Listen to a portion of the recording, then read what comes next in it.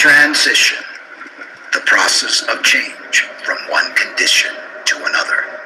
We are now at a new crossroad where change is evident once again. What does not serve us must transform us anew. Returning to our original state of oneness and true nature of that which created who we truly are. Confusion was the way of the past. Enlightenment is the way of the now and future, shedding away the layers of deceit. We now bring you the transformation of the two who started as one. Our fearless planet never stands still. Earth has been in a process of transition, and we are not exempt from this remarkable ongoing reality. Welcome to Transition Radio.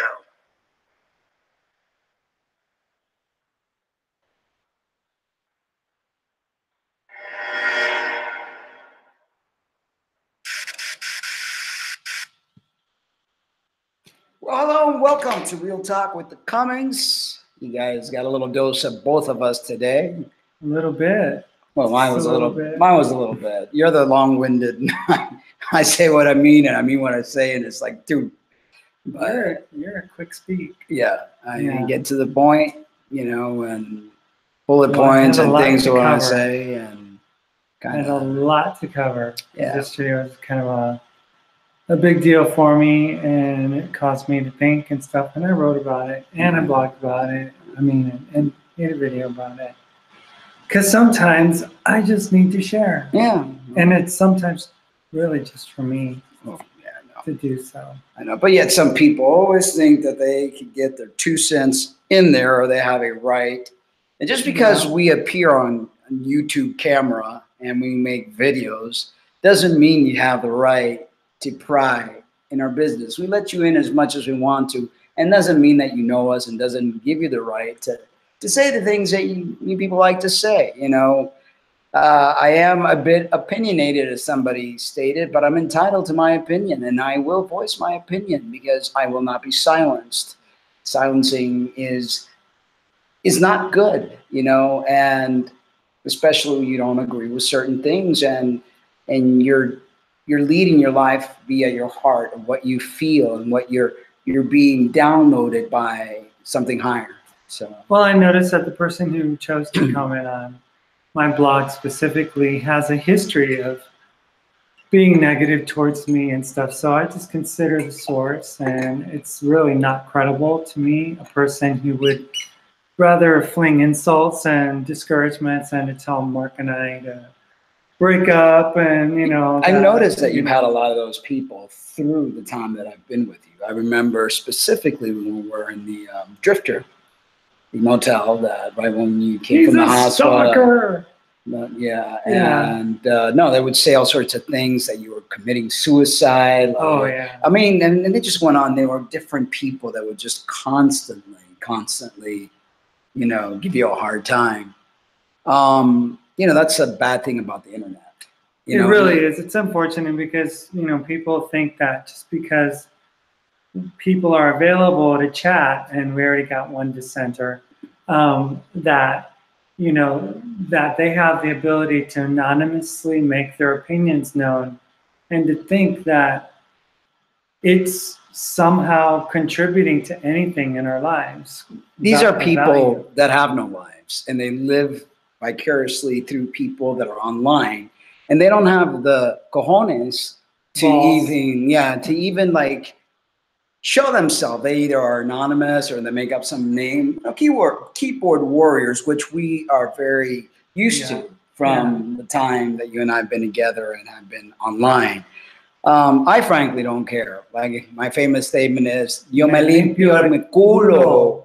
I wipe my Cuban ass with, what you have to say. I'm not here for the naysayer. I'm here to educate people, to bring a higher awareness, for people that have a conscience, for people that know right from wrong, from people that realize that, yes, this is a life I lead, but it's not an optimal life. It's not a life that is normal. Because if you have any sense of self and any sense of something good, you realize that, Yes, we do things because we are living in a life. I hate to use the word darkness, but it is. We're living in times where we're not living in the light. We're not living for goodness. We're living for constant self-gratification, stroking, and we don't think of others. And that's the way that we've been taught because of whatever traumas humanity has gone through. But if you have dos dedos en tu frente, if you have two fingers in your forehead, you could know right from wrong. And you can realize, yeah, I know that what I'm doing is not right. For whatever reason, I was dropping my head, I was abused, whatever reason we have. But to know the right from wrong, it's something that's really important and with integrity as a human being. And another thing I wanted to add was that I find that whenever things aren't spoken that would help vindicate or support or allow themselves to ally with the paradigm, or something, right. Then all of a sudden that viewpoint has been rendered as wrong, as phobic, as hateful, as, and then they demand that you shut up. They demand. It's like nobody has the right to tell anyone to shut up. You are entitled to your opinion. Mm-hmm. You are entitled to share your opinion. You could have, you could open up your own YouTube channel. No, but they're anonymous. They can't. And yes, Troy, you can open up your very own YouTube channel. And this thumb up and thumb down thing, I think YouTube should make people accountable. You're going to put a thumbs up or a thumbs down, it should automatically let you know review what it is. And they shouldn't allow any anonymous channel or any fake channels. People should be accountable for their words, for their actions. They should be. But they're cowards. But this model of communication is broken. Totally broken. It's broken. Totally because broken. It allows people to be venomous and cowards. Spew hatred without being accountable for what they do. It's like a hit and run car accident. Exactly. They could just hit and run and not even take responsibility. And you may not irresponsible. You may not agree with what we say, but it's an important voice to have because everything can't be pro LGBT. People need to realize what they're getting themselves into. It is dangerous. It destroys people's lives, people's existence, family values, family, I don't even know what the word I'm using, but it destroys. And it only serves one purpose, self-gratification. That's the only purpose it serves. It doesn't serve any functional living where you're doing something grand. It's self-gratification, standing in front of a mirror, taking selfies, buying clothes, wearing I've seen trans women that after years and years, they're doing the same thing over and over again. Picture shot, head tilted, mouth open. And you look at their Facebook profile and what does it say? Single. Usually with a pet. Yeah. But alone. So, what function, and when you start listening to your conscience, when you start awakening, when you start seeing the bigger picture, you start realizing that these fleshy bodies that we live in, which was created by the Lord. And they're actually a curse. Yeah, they are cursed by, what's that guy's name? Enki. No, M with an M. Marduk. Marduk. Well, he's the one that's running things. Yeah. Running things, yeah. Has no function whatsoever but self-gratification. People that want to bring children to this world that are a part of the LGBT community. What grand function but self-gratification because you want to fill the need of living that life like everybody else because you want to feel normal. That's the reason you're doing it. The thing is, you're different. And so by doing what you're doing, you are not just hurting yourself, you're hurting a being. Off my soapbox now, but I have to say what my heart tells me to say, what my higher self tells me to say. And I will not apologize for it, because it's what I've got to do. And everyone, again, is entitled to their own opinion. Exactly. Like Mark and I have every right to say, as older trans people, Yep. don't go down this road. Okay, we're not telling you specifically, you personal person, whoever you might be listening, for you specifically not to do it. Yeah. We're just saying, by and large, it is our opinion It solves nothing. this does not help anyone. No, on the contrary. Creates more problems and creates more confusion. And at the end, if you analyze, because I'm a very analytical person, if you analyze the whole behavior and the whole transition aspect of it, of what you're trying to do, in the end, what did you solve? What did you solve? Because you didn't cross the gender gap. No, you didn't. You didn't do absolutely nothing. It was all cosmetic. It was all causing harm to your body by taking hormones and surgery. And at the end, what did you accomplish? Because when you go into that grave, or when they put you in there and your bones ain't going to say, oh, that was no, they're going to, oh, wow, that was, because nothing changes. Nothing changes. Important for you to feel happy and express, but don't force something on other people and even on yourself because of your fantasy of what your dreams are. And if right now I have a friend, and I say friend loosely because it's a person that I met one time, okay, and I've had interactions with. They had a surgery, gender, SRS, whatever. Yeah. And basically had, a vaginoplasty. So October 3rd, they're supposed to be out by October 19th, recovering in a hospital in Chicago, then going to a hotel. They finally have complications. They're finding themselves having a high-grade fever. They're leaking from their suture is leaking. They're having problems, right? So then later, they undergo 10 surgeries in 5 days. Right. 5 days. Coma-induced, a highly strange infection, unknown type of infection. It's trapped in their bloodstream. Yeah, and they thought they were going to die. Doctors told them, let us know where you want to ship the body. So, but they considered there was a successful surgery. And they're happy with their VJ, and they're really grateful that they've been able to go through this. And see, this is what I, as an individual with a conscience, cannot allow to take place, where other people are being fished into this agenda and promised all sorts of things, when in the end, nothing that's promised ever comes to fruition. And it's those a lie. That go through it and are suffering and are really hurting can't be honest with anybody else. They can't be truthful. Liars can't be truthful. To say, look, I made a mistake. I'm going through 10 surgeries. I almost died, but almost died. Yeah, they can't. And they insist on saying that the chances and the risks are there, but they do it and they're grateful that they did it.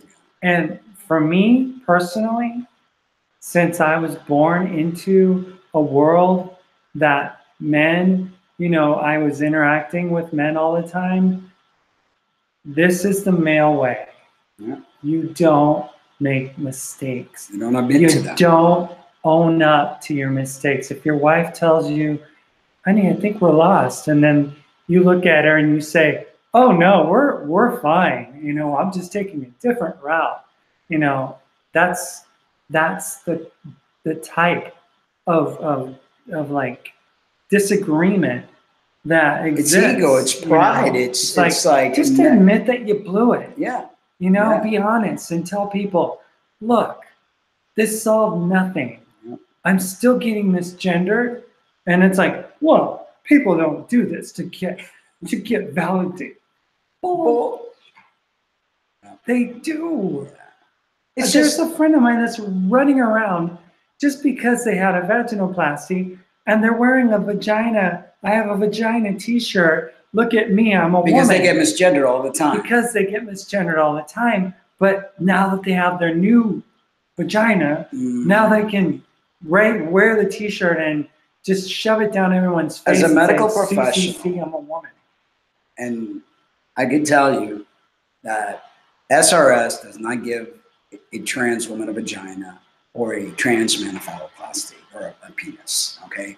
It's something like it. They try to duplicate it, but it doesn't function like one. It will never function like one, and it doesn't make you anything other than who you really are and what you were born as. I know those are hard words to hear, but you know what? Reality and truth is so important. We need, as human beings, to face reality. We can't live in, it's a world of laughter, a world of, we can't.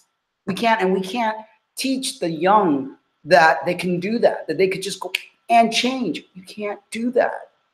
You know, the key here is learn to love yourself, learn to accept who you are, learn to work through your pains, your challenges. That is what's going to make you a better human being. That is what's going to allow you to be in a better place once you leave this plane right here.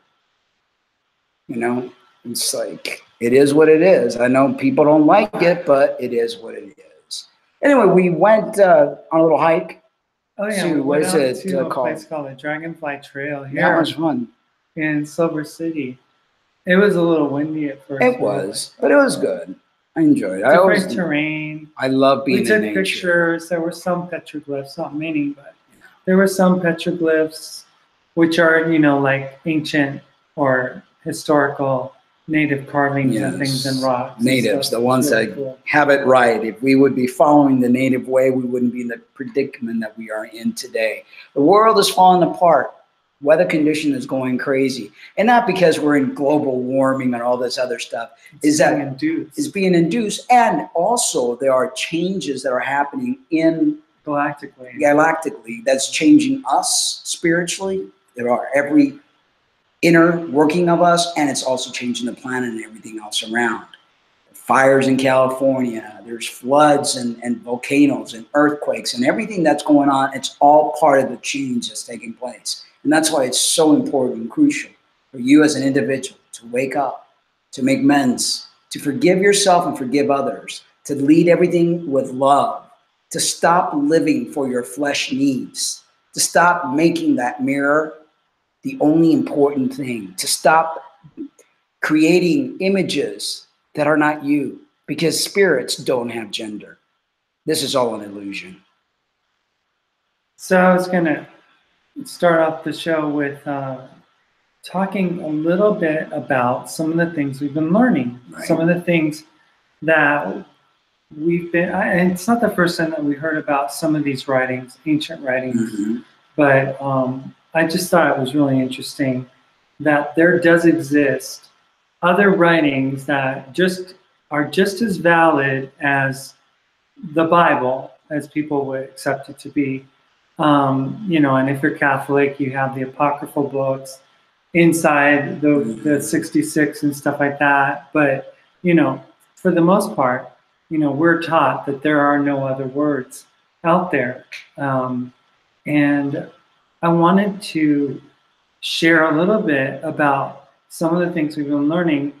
And one of these treasures that have been discovered are these books, these leather-bound books that were found in 1945 called the Nag Hammadi Scriptures. And they're Gnostic writings of, you know, like maybe, you know, the beginning of the AD century and stuff like that, of the AD era, you know, and they're very interesting because they reveal a lot of things that maybe Constantine back in 325 AD didn't want people to find out, and basically took out. And, you know, because you think, okay, you think that your Bible is like this, you know, word of God that was given to man by God, and that it's, you know, you know, there's no mistakes in it,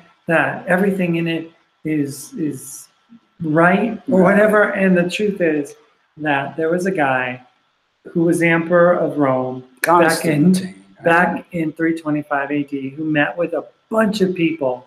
And it wasn't like this nice little meeting. It was a fist fight, knockdown, throwdown, 8-year-long quarrel battle with all these religious systems and stuff and people.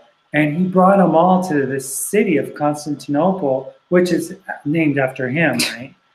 The egomaniac that he was. Narcissistic, yeah. And he made people do what he wanted them to do. He alienated others, killed others, and let others live, and signed pacts with people and told them what the Bible was going to have in it. And that is your word of God these days. But these words were found in 1945, and thank God that, you know, they were found. But here's a little background about the Nag Hammadi. Okay, the Nag Hammadi scriptures is a collection of 13 papyrus codices, bound books, not scrolls. They were buried near the city of Nag Hammadi in Upper Egypt, most likely in the second half of the 4th century. They had been brought together earlier in the century and then buried in a jar for safekeeping at the foot of the Jabal al-Tarif, a cliff close to the Harlet Hamra Dome. In all, there are some 52 tractates in the collection of Nag Hammadi codices. And since 6 of these are duplicates, there are 46 different texts. Of these, 41 are texts that were not previously extant, but 10 are very fragmentary. So that one may say that the discovery has added about 31 new texts to our knowledge of religion and philosophy in antiquity. This is indeed a dramatic escalation of source material on early Christian, Neoplatonic, Hermetic, Sethian, and Valentinian thought. And, you know, for those of you, it's like sometimes, you know, I know that this is a very simple world that we're being like kind of dumbed down as a species and stuff, but there are a lot of things that we really do need to look into and really need to really put our adult intellectual caps on to really contemplate and think about. You know, life is not all about cat videos. Exactly. And, you know, other things that aren't important. So the precise dates of the composition of these texts are uncertain, but most are from the 2nd and 3rd century CE. All were originally written in Greek and translated into Coptic. The people who wrote, copied, translated, and recopied, read, collected, and finally buried these texts are unknown. Since most of the tractates are Gnostic, it is assumed that there must have been a sympathetic community in the region that collected, cherished, and then buried its library. That was very common. Either books were buried or burned or destroyed. They had to hide the truth because, you know, people in power, you know, the victors are the ones who write history. That's plain and simple. Exactly. The cartonnage, the discarded papyrus, used to thicken the inside of the leather covers, contains references to the region near where they were discovered and dates on receipts just before and in the middle of the 4th century. Thus, the time and place of the production of these codices coincides with the emergence of the Pachomian monastic order, with which there may be some association. Well, in fact, fragments of a Coptic letter from a Papnut to a certain Pahomim may be from Papnutius. What these words? I mean, the business manager of the nearby monastery to its founder, Pachomius, in 360. Paps there, yeah. In 367, Athanasius, the Orthodox Patriarch of Alexandria, wrote an Easter letter to be read in all the monasteries of Egypt, calling upon them to eliminate from their libraries apocryphal writings. In the letter, he listed those books that were to be included as acceptable. The oldest extant list of the 27th book in the New Testament. It has been suggested that the Nag Hammadi codices were among the books that had to be excluded, but were buried for safekeeping in a sealed jar by those who valued them. So now we're going to read from one of these writings, Mm-hmm. and it's called the codice or book is called The Nature of the Rulers, and it's very revealing.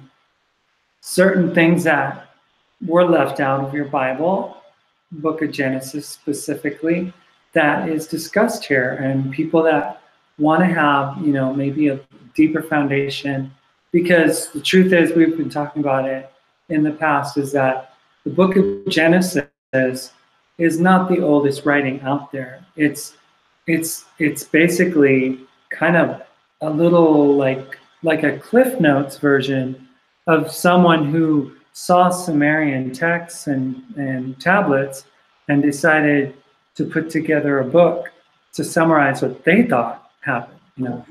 So the book, The Real Nature of the Authorities, the topic, concerning the reality of the authorities, the great apostle, through the Spirit of the Father of Truth, referred to the authorities of darkness and told us, Paul specifically, our struggle is not against flesh and blood, but against the authorities of the world and the spirits of wickedness. Mm-hmm. I've sent you this writing because you have asked about the real nature of the authorities. So it's going into more depth about who these authorities of darkness are, mm-hmm. you know, that they do exist. You know, the Bible says that, you know, that there's like a hierarchy, you know, the powers of the air and all this stuff. So it goes into detail. The blind demiurge, the leader of the authorities, is blind because of his power, ignorance, and arrogance. He said, with power, I am God. There is no other but me. Now, mind you, they're not speaking about prime creator, source, the true creator of all. When he said this, he sinned against the realm of the all meaning the Father. This boost rose up to incorruptly, and a voice answered from incorruptly and said, you are wrong, Samuel, which means blind God. His thoughts were blind. He expressed his power, that is, the blasphemy he had uttered, and pursued it down to chaos and his mother, the abyss. At the instigation of Pistis Sophia, she established each of this offspring according to its power, after the pattern of the eternal realms above. For the visible originated from the invisible. Incorruptibility looked down into the region of the waters. Her image appeared as a reflection in the waters. And we hear in Genesis 1:1, the Bible says, in the beginning, God created the heavens and the earth was void and without form, and the Spirit hovered over the water. So right. I'm thinking that this was the voidless earth that was, yes, you know.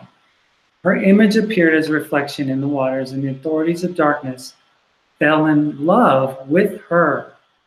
But they could not grasp the image that appeared to them in the waters, for they were weak, and what is only of soul cannot grasp what is of spirit. In other words, what's of the flesh, you know, the soul that combines the entire fleshly body cannot grasp what is of spirit. So what that seems to tell me is that the one who is in charge of things here on this planet, Marduk, has no soul, has a soul, but has no spirit. Right. So there's no eternity to this. No. To this entity. It's only damnation, you know. For the authorities were from below, but the image of incorruptibility was from above. This is why incorruptibility looked down into that region, so that by the Father's will, she might bring all into union with the light. The creation of Adam and Eve. The rulers made plan and said, come, let's create a human of soil from the earth. They formed their creature, right, as being entirely of the earth. In other words, they took part of the earth and created. Now, notice that it's plural. So we're looking at Anunnakis. You know, these were other creations that had the ability to create, but could not put a spirit into the creation. These archons have bodies that are both female and male, and faces that are the faces of the beast. They took soil from the earth and formed their human after their own bodies and after the image of God that had appeared to them in the water. They said, Come, let's grasp the image by means of the form we have shaped, so that the image may see its male partner and fall in love with it, and we may seize it with the form we have shaped. They came with a plan, you know. It wasn't a good plan. It wasn't a plan of light. It was a plan of darkness. And you've got to understand this, that this right here, these flesh and bone bodies that have been made out of dirt, this is what they made. Mm-hmm. Our prime creator did not make this. Our prime creator made our spirits, and our spirits are what are held hostage inside of this. This, believe it or not, is our prison. Yeah. This, believe it or not, is our hell. This is our sin right here. You know, this has been our fault. The fleshy body that we have been given, that through its senses, through its pleasure center, through its mind, you know, creates what we see before us today. That's why we battle, because there's two of us in here. There's our fleshy body and there's our spirit. And because we are in these fleshy bodies, we tend to be totally, what's the word, seduced by what we feel and what we see and what we smell and what we taste, versus listening to our spirit, which is our connection with the greatest. And Paul would say in the New Testament, he would talk about the things that I want to do, I don't do, and the things I don't do, I want to do. And, you know, I mean, I'm like being pulled here and pulled and pushed there and prodded here. And, you know, it's like the devil and the angel. That's the duality that we face within us. That's why, you know, our Creator loves us. He knows that we are bound by these bodies, that it's not our fault. But we have to realize what we do, and what we do is not pleasing to the Creator. He loves us, but we need to die to our flesh. We need to die to these earthly things in order for us to be able to go directly to our Father. I thought it was interesting. It said, come, let's grasp the image by means of the form we have shaped, so that the image may see its male partner and fall in love with it. So the image, come, let's grasp the image. So they didn't create the image. They didn't create the spirit of the male, of the female. This female spirit, the male spirit were created by the Creator of all things. Right. Okay, so they wanted to seduce the image, which is the spirit, to come into the body, to come into the form that they shaped. Yeah, the lifeless form, so they could fall in love with it. And what better wording? What do people do? What is part of this egotistical train that we're in? The gaze. What is it? The first thing a trans person does when it's like the mirror, and falling in love with the image, the mirror form on the wall. Yeah, everything's based on, I see her. I'm gonna make her come out more. Or if you're an FTM, oh yeah, look at muscles. And it's like we are creating an image that is not ours to create. That is not what we're here to do. We're not here to fall in love with ourselves. And the majority of trans people, that's what they do. And the majority of people in general. Yeah, and as soon as they fall in love with it, which means like they erotically associate some emotional connection to it. Yes. We may seize it with the form that we have shaped. In other words, we could trap God them. of all did not make this form. No. This form, your form, my form, was not made by the God of all. Ms. Noach says, hi, Lena, very interesting. Fall in love equals be attracted. Pretty much you fall in love. What I've noticed with a lot of narcissistic individuals and people that just develop this ego image, they fall in love with themselves. And those people that they have next to them, it's just like an accessory, so that they could tell them how beautiful they are, how much, it's like some weird dynamic. So, I mean, I'm learning as you are, and we're just going through this, but the whole concept of attraction, I think it's more focused on internal self-attraction, and then it branches out to attraction and pleasure, because they look at a person as an object of their gratification, not to gratify them, but to gratify themselves. Exactly. Typically, tell me how beautiful I am. Typically, men want a woman not to please her, but to please themselves. So I mean, it's perfect. I mean, the image. They said, "Come, let's grasp the image by means of the form we have shaped, so that the image may see its male partner and fall in love with it, and we may seize it in the form we have shaped." I mean, that's like, so they did not understand the power of God because they are powerless. Samuel, which means, what was it again? Samael.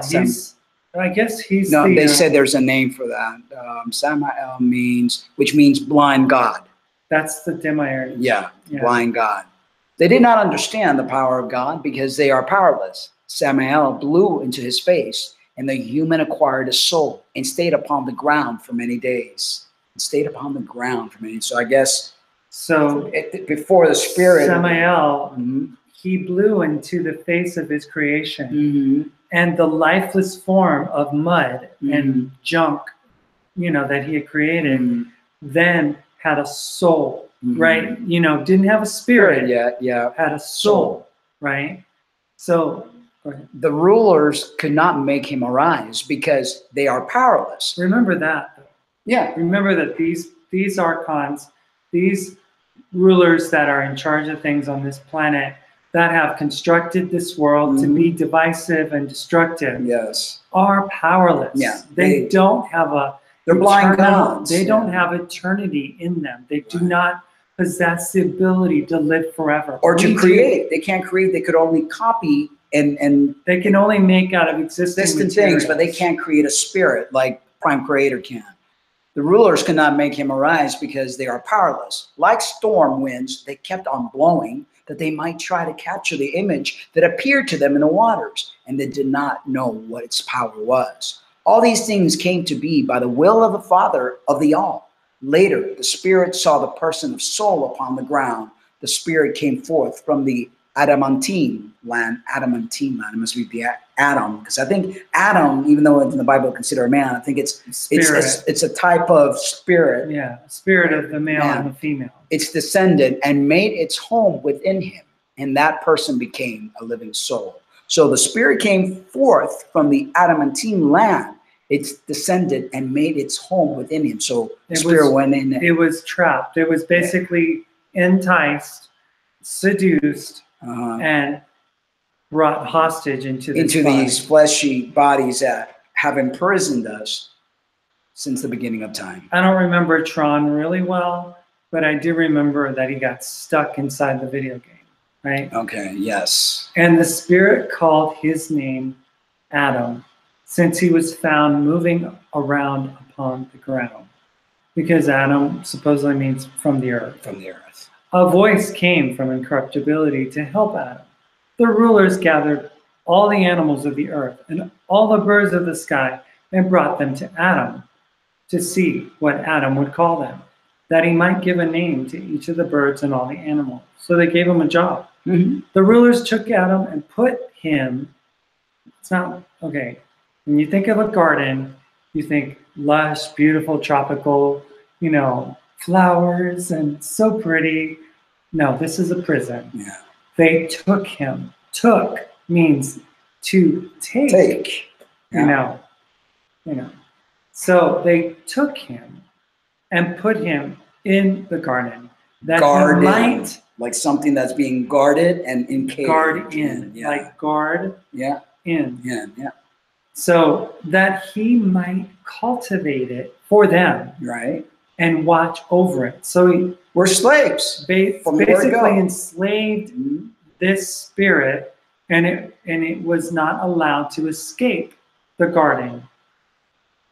Go ahead. So they commanded him and said, They commanded him and said, "You may eat from every tree in the garden, but do not eat from the tree of knowledge of good and evil. Do not touch it, for the day you eat from it, you will surely die." Now remember in the previous scripture when it says that the God of all created, that he created everything, and every tree was good to eat. Yeah. Everything was for the Consumption, benefit of the spirit. Right? But they now move this man into this garden, and in this garden, which is a trap, and in this trap, you have a tree of knowledge and of good and evil that they're not to touch, they're not to eat from it, or they will surely die. So Ms. Noetsum says, so harnessed energy, including electrical impulses, energy doesn't harness well, does it?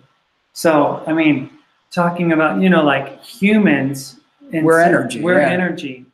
So. And it's not a matter that energy can't be harnessed, because you could actually, when you have a TV set and you plug it in, you're harnessing through that electricity is being harnessed within that particular device that's being used. It's being controlled. It could be energy can be created and it cannot be destroyed, but it can be contained. It can be placed in a particular, I mean, if you look at some of these scientific sci-fi movies, when you have this energy thing inside this globe type thing and it's in there. But in my opinion and in my knowledge, energy can be harnessed, and it is. It's harnessed because I mean, we are harnessed. We are energy inside these bodies. We are harnessed ourselves. So they said to him, but they did not understand what they said to him. Rather, by the Father's will, they said this in such a way that Adam might eat, and Adam might not perceive them as would a completely material person. The rulers plotted together and said. They plotted, right? Right. They trickery, fooling people. Come, let's make a deep sleep fall upon Adam. So this is where you get that whole concept of Adam being put to sleep. Right. And they actually killed him because he died. That deep sleep was more of a death. They so that they could. Well, when the Bible talks about those that slumber. And Jesus talked about the parable of Lazarus and bringing him back from the dead. He talked about him, Lazarus, wake up or arise and, wake up, right, from slumber. So sleep is really code word for death, killing. Yeah. So they killed their physical Adam, and they say he slept. The deep sleep they made to fall upon him, and he slept. That the deep sleep they made to fall upon him, and he slept, is ignorance. Yeah. And they cut open his side like a living woman. Then they repaired his side with flesh in place of her, and Adam had only a soul again. The woman of spirit came to him and spoke with him, saying, "Arise, Adam." When he saw her, he said, "You have given me life. You will be called the mother of the living, for she is my mother. She is physician woman, one who has given birth." So that is all confusing, but basically Adam was then, it's like these archons wanted to split their spirit out of their body and make another being out of that spirit. They're trying to clone Adam, is what I'm getting here, but by dividing and removing a part of Adam and creating another being, which they named Eve, and Adam was none the wiser, and not realizing that that happened, and then he said, "You have given me life. You will be called the mother of living, for she is my mother. She is a physician woman, one who has given birth." The authorities approached their Adam, right? Yeah. They take ownership of you, just like they've taken ownership of us. When they saw his female partner speaking with him, they became aroused and lusted after her. They said to each other, and this is graphic, "Come, let's ejaculate our semen in her." And they chased her. But she laughed at them because of their foolishness and blindness. In their grasp, she turned into a tree. And when she left for them a shadow of herself that looked like her, they defiled it sexually. So basically, this spirit of the female actually was aware that these beings, she was a spirit wanted which to was do something, wise, right. you know, wise, and knew exactly what these so-called gods had planned, and she had the capability of shape-shifting, so she shape-shifted into a tree. And I think she also was able to create, or, you know, like a duplicate that wasn't her. That's why, you know, so these foolish blind archons, gods, yeah, defiled that creation. right, which wasn't the true Eve. So they defiled the sealer of voice, and so they convicted themselves through the form they had shaped in their own image. Then the female spiritual presence came in the shape of the serpent, the instructor. the serpent taught Adam and Eve and said, "What did Samuel say to you? Did he say, you may eat from every tree in the garden, but do not eat from the tree of knowledge and good and evil?" The woman of flesh said, not only did, notice how they could, the woman of flesh, you know, because now, Woman of flesh. yeah. Not only did he say, do not eat, but also do not touch it, for the day you eat from it, you will surely die. The serpent, known as the instructor, said, "You will not surely die, for he said this to you out of jealousy. Rather, your eyes will open, and you will be like gods, knowing good and evil." Now, in the original story of the Bible, they make the serpent be the bad guy. But in actual fact, the serpent, which was the mother of all, you know, the instructor, was actually trying to release Adam and Eve from the chains that are created by the archons. And to awaken them Yeah. to the fact that they were above these archons. Yes. And that they were the ones in power, and the other ones were more powerless than they. Because during the time that they put Adam into sleep, they messed with his DNA. And that's part of, even though they're not talking in detail about that, but that's part of what they did. That's why we have all this junk DNA in our bodies, because we've been dumbed down. Mm-hmm. So the serpent taught Adam and Eve and said, "What did Samuel say?" Did I already read that? You made from? Yes, I did. And the female instructor was taken away from the serpent, and she abandoned it as something of the earth. They eat from the tree. The woman of flesh took from the tree and ate, and she gave to her husband as well. And thus, this beings who had only a soul ate. Notice, they only had a soul. Okay, the spirit was removed, or the spirit left again, because maybe the spirit was wiser and, wait a minute, this is a trap. Now, they ate because they were also blind, you know, unaware, because they only had a soul. Yeah. It's, you know, there's a lot here to digest, and we don't call ourselves scholars or anything. We're reading and learning and kind of like, Their imperfection became apparent in their ignorance.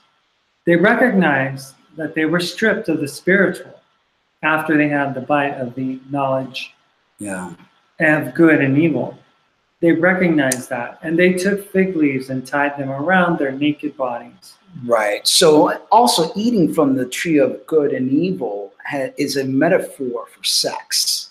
It's not really eating a fruit. Is that that's why, you know, they were naked and they had to hide themselves, because they realized, oh God, we just did the deed here, and they actually had sex. It wasn't really eating a fruit. The fruit was actually intercourse. Yeah. Some would say differently, but what we've been learning is that this was actually the act of sex and stuff. And, you know, because if they would have covered their mouth, because they just, you know, but it was more like they cover their privates. But I don't know if they had sex with each other necessarily, or they had sex with an archon. I'm not sure. Yeah. It's very, like I said, it's interesting, and you need to like take a look at it for yourself. There are other, you know, scriptures in the Nag Hammadi that talk even in more in depth and stuff like that, and ancient Sumerian writings that also kind of mimic some of these things and stuff. But the leader of the archons came and said, "Where are you, Adam? For he did not know what had happened." Because, you know, these beings are not all-knowing, omnipotent, omnipresent, omni-anything. No. They are Blind limited gods, beings. yeah. For he did not know what had happened. Adam said, I heard your voice and was afraid because I was naked, and so I hid. The ruler said, why did you hide? Unless it's because you ate from the only tree from which I commanded you not to eat. You did eat. Adam said, the woman you gave me offered me the fruit and I ate. What a coward. And the arrogant ruler cursed the woman. The woman said, the serpent deceived me and I ate. The rulers turned to the serpent and cursed its shadow so that it was powerless. And they did not know it was a form they themselves had shaped. From then on, the serpent was under the curse of the authorities. The curse was on the serpent. The curse was on the serpent until the perfect human was to come. The rulers turned to their Adam. They took him and cast him and his wife out of the garden. They have no blessing, for they are also under the curse. The rulers threw humanity into great confusion and a life of toil. Is that not the state of humanity now, ever since that time? So that their people might be preoccupied with the things of the world and not have time to be occupied with the Holy Spirit. And which is what I mentioned earlier, it's like we have forsaken our spirit all for these flesh meat suits. That is our sin. That is our downfall. That is our kryptonite. Because you notice how people live in this world today, it's all based on self-gratification. They don't even care about other things, other people, other loved ones. It's all about their own gratification. And sometimes they can't help it because that pull is so strong because they're not becoming in connection with their spirit, with their higher self, with source. They're being led by Marduk, and they're being led by all sorts of, that's what I'm looking for, when you're enticed, and hence what we see today. So that's just a little, kind of warm up of the Nag Hammadi scriptures and what actually is available for you to look at for yourself. I mean, we don't claim to know everything. Obviously, we don't. And we're learning every single day. Yeah. And, but I think it's interesting because there's lots that we haven't been told. And it's really a time of revelation. It's a time of unveiling. It's a time to really understand, and this information is available now. It wasn't before 1945. And, now it's becoming more and more interesting to people because they're inquiring, they're interested in seeking out the truth about where we come from, the truth about why we're here, the truth about our eternal existence. These are questions that every human soul and spirit has. Right. And we have to realize that we are born to then die, and that's it. There's got to be something bigger, like a video game when you go from dimension to dimension, that you're here for a particular reason, particular time, to play out your karma, your contracts, the challenges, your place in situations and things so that you could grow and grow as a spirit being. You're not here to grow your bank account, although many of you think that. You're not here to get a little piece of paper that tells you you're a doctor, you're a nurse, you're this, you're that. That's all part of the game. That's all part of the Marduk's world. That's all part of keeping you dumbed down so that you continue to be their slaves. But when you awaken, you realize that you're more than this body. You're more than your title. You're more than everything earthly possible. You're a great being of light and love, and you're here to evolve and grow. And we're all connected. And there's a shift that's taking place. And I don't understand it all, but I do know certain things and how I have this knowing and feeling that the world that we live in now, the things that we're doing of this world is not for our betterment. On the contrary, is going to lead us, and we're all eternal. The thing is, do you want eternal life in the Father realm, or do you want eternal life in darkness and in lies? And constantly judging yourself, because God's not going to judge you. It's going to be you judging yourself, and you're going to live in that eternal sense of whatever it is, and I don't believe in hell because I think hell is right here, but sometimes when we have to face ourselves and what we've done and be like lost in, it's almost like lost in space, and Groundhog Day, when you repeat things over and over and over again, there's something deep to all that. And I don't claim to have all the answers, but I know that we're not here to self-stroke. There's a greater plan. And many of us are failing greatly. So yeah, that's interesting. Yeah, very interesting. I've always loved, learning. New truths. Yeah, of course. I'm all about truth. I'm all about expansion. I'm not here to self-gratify. I've done that plenty in my lifetime, and it's all led me to the same place, unhappiness. And if you were just to read the scriptures in Genesis for what, they would paint it out to be, you would never catch this stuff. No, you would never understand that, it wasn't some benevolent being that put man to sleep. No. It was a hateful, vengeful, jealous, and powerless archon. And many of you don't know what archons is. You've heard of Anunnaki, I hope, or, you've aliens and these other creatures that come from other places. And I know a lot of people hear the word alien in their own, but it's like, do you think that our planet and our universe is the only universe and the only planet around? Do you think that we are the most advanced species? We have done this time and time again, and we have been destroyed from the city of Atlantis to you name it. And we are continuing to make the same mistakes over and over again. But the good news is, what we've been learning is that all the spirits that ever lived are here now. And we are definitely in the time of ascension, of a change. A drastic change is going to come upon the earth and those in it. And either you eliminate your fear, because this is not about fear. You eliminate your fear and you open yourself to what's going to happen and rid yourself of your baggage, because like a balloon that goes up, if you have bags of sand in there, you're not going to elevate. So you got to get rid of all that baggage, all that hatred, all that fear, all that guilt, all that stuff that's weighing you down, all that self-gratification. You have to let go of all that to be able to go to where the next level, the next ascension phase. There's just so much to understand and to realize that, there really is promise in the future. It's not all doom and gloom. No, it's not all, oh my gosh, the end of the world and stuff. No, it's not the end of the world. The thing is the beginning. There's going to be bad things that are going to come to pass. You're already seeing tons of it. I mean, look at California. It's on fire. Yeah. And the worst fires that the state has ever seen.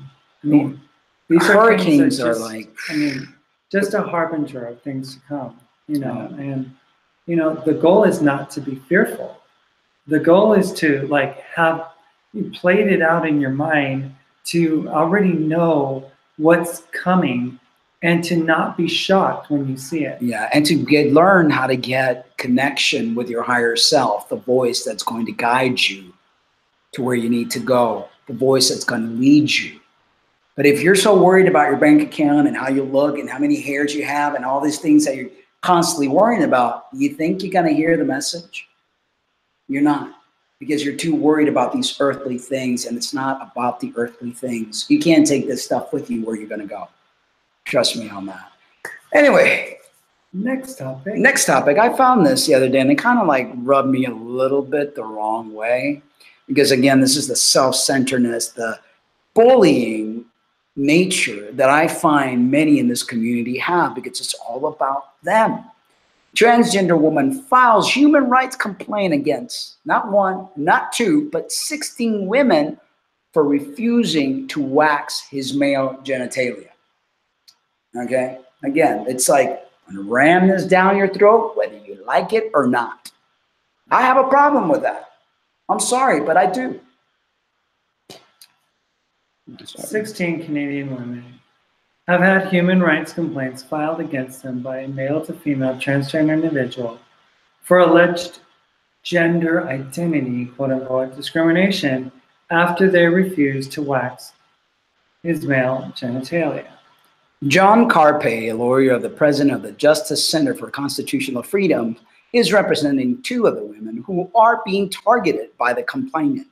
who is referred to only as JY in accordance with an ordinance from the BC Human Rights Tribunal. The transgender individual must be kept anonymous. In recent months, JY approached 16 Vancouver area female estheticians who only serve women, okay, requesting a Brazilian bikini wax on his groin area, revealed Carpe on Tuesday. In spite of the fact that JY is able to obtain a manzillion in Vancouver, JY has filed 16 complaints against these women at the BC Human Rights Tribunal, claiming discrimination on the basis of gender identity. And this is why this whole gender identity thing has to be changed so that women means woman and man means man. So that things like this don't happen. Because it's like, here are these women who don't want to deal with a binga and a little whatever, and they want their services are for vaginas. Waxing of female parts, not waxing of some dude who claims to be a woman or has gender dysphoria, which, you can have all the gender dysphoria you want, and, I'm sorry, and I have sympathy and compassion for you. What I don't have compassion for is your bullying nature, hold on nature, because you want to go in there and you want to be seen as you want to be seen. The female estheticians in question only serve women and do not offer so-called manzillions, the male equivalent to, did I just read that? No.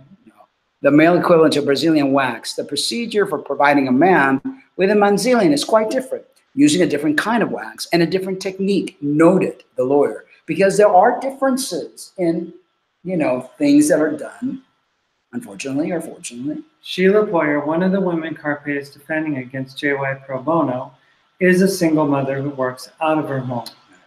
According to the lawyer, JY said he was willing to withdraw his complaint against Poyer for $2,500. If JY is demanding similar sums from the other 14 women, he stands to receive as much as $35,000 for dropping his human rights complaints, noted Carpe. Tell me that's not bullying. That is, what's that called when you blackmail somebody? Mm-hmm. What is it? Maybe you want to get your surgeries at $35,000, JY, or you couldn't get enough money on your, what is that thing they all do, GoFundMe, The complaint against Poyer, however, was withdrawn without so much as a hearing after Carpe informed JY in September that he'd been challenging the complaint. In September 2018, we informed JY of our intention to call expert evidence at Sheila Poyer's upcoming hearing. A professional who provides men with manzillion wax would explain to the BC Human Rights Tribunal how this method differs from Brazilian provided to women. We also asked the tribunal to reverse its order prohibiting the publication of JY's name in the interest of an open legal process. Once JY recognizes that Sheila Poyer had legal representation and was going to put up a fight, he would do his complaint. No hearing took place. What a freaking coward. Carpe claims fighting the complaint through to a hearing can cost an esthetician upward of $20,000, thus noting how tempting it might be to pay off JY his requested amount, especially if these women do not have a legal representation, which seems highly likely. One of the women represented by the Justice Center had approached and had been turned down by 26 different lawyers and law firms, all of which cited lack of expertise in human rights proceedings or fear of offending the transgender lobby, or both, he explained. More bullying. Oh, wow. Fear. Phil says, I heard about that case. The trans woman filing the lawsuit has been outed as a pedophile. And that's another one of my points, that a lot of these individuals, I'm sorry, but I mean, it is what it is. There are messages detailing her interest in fantasy about girls' first periods, as well as fetish interest in dirty tampons and pads. And then stuff like that is put out there and the trans community has a fit. But the truth of the matter is that a very high percentage are sick individuals, I mean, and they're bullies. Called STF-ON-KNEE,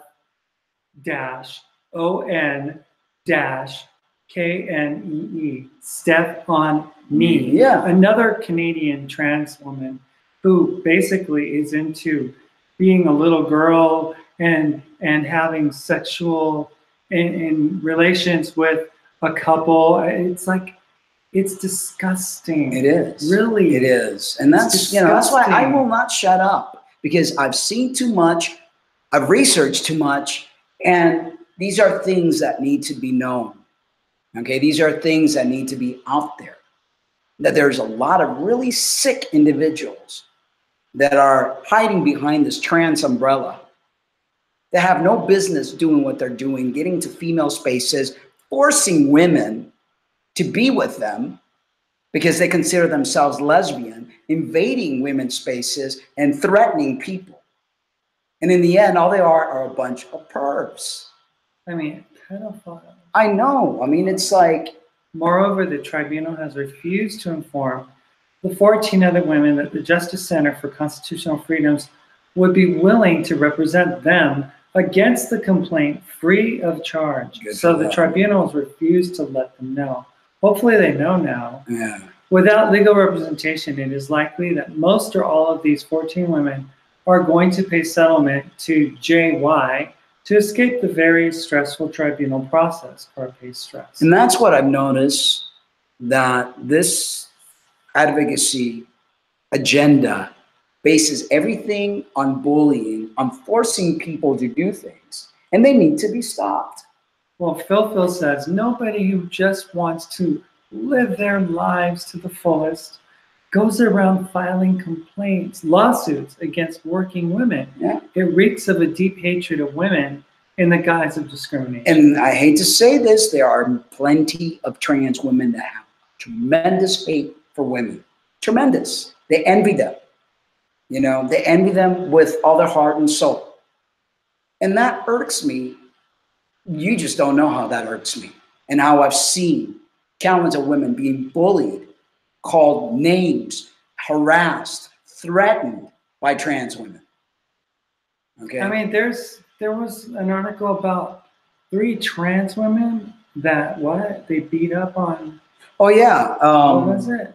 Gosh, what was that? They literally beat up a guy at a bar, waited for, like, followed him to the train station, and all 3 of them beat the living daylights. Let me see if I can find it, out of this one guy. And they're all going to be convicted because they're being, they're totally going to be. Let me see if I can find it. It's really. I mean, they're violent, and it's like, oh no, and it's like, I'm not saying that every single trans woman is violent, but a big majority are. There are lots of people out there. And here we go. Gang of transgender women battered, kicked, and stamped on a man. I'm going to open this up here. It's, let's see. And they were all drunk. The boozy trio, heinous attack, left their victim in hospital, suffering a black eye and cuts. Tyler Joe was one of the boozy trio who assaulted a man, leaving him in a hospital. Then you got the woman battered, kicked, and stamped on the man outside of London Tube Station. Her name is Tamsin Loush. Yeah, they were like just whacking the heck out of him, stomping. Look at that. I don't know if I should share this. It's only 51 seconds. Let me see if I could. Well, I can't make it bigger though. You can, I think, right there. Right here. Okay, but I need to first I need to share. Let me see here. Yeah, this is it's crazy stuff. Really but I don't know if I share that, they might not allow us to monetize. You don't have to share audio. You can still they can still detect the oh, really? I think so. Yeah. But I'll put the link on here and you guys can watch the video. But there was 3 of them and who used the name, okay, let's see here. The 3 women were born male, mother of 4. Brian Tony also joined the assault after the gang had spent the night drinking. Prosecutor Julian described it as a heinous attack with severe violence. Footage that surfaced at the time attack showed how the women repeatedly kicked the man in the station. In the vicious attack, the women could be seen repeatedly stomping on the man's head as he lay face down on the floor. After the sustained attack, the man was left splayed out of the ground. He left the man who was not named in court with black eye and cuts. You know, they will be sentenced at Blackfriars Crown Court at a date yet to be set. And hopefully not going to. No, they're going to ask to go to a women's prison because, of course, you know, I mean, it's like,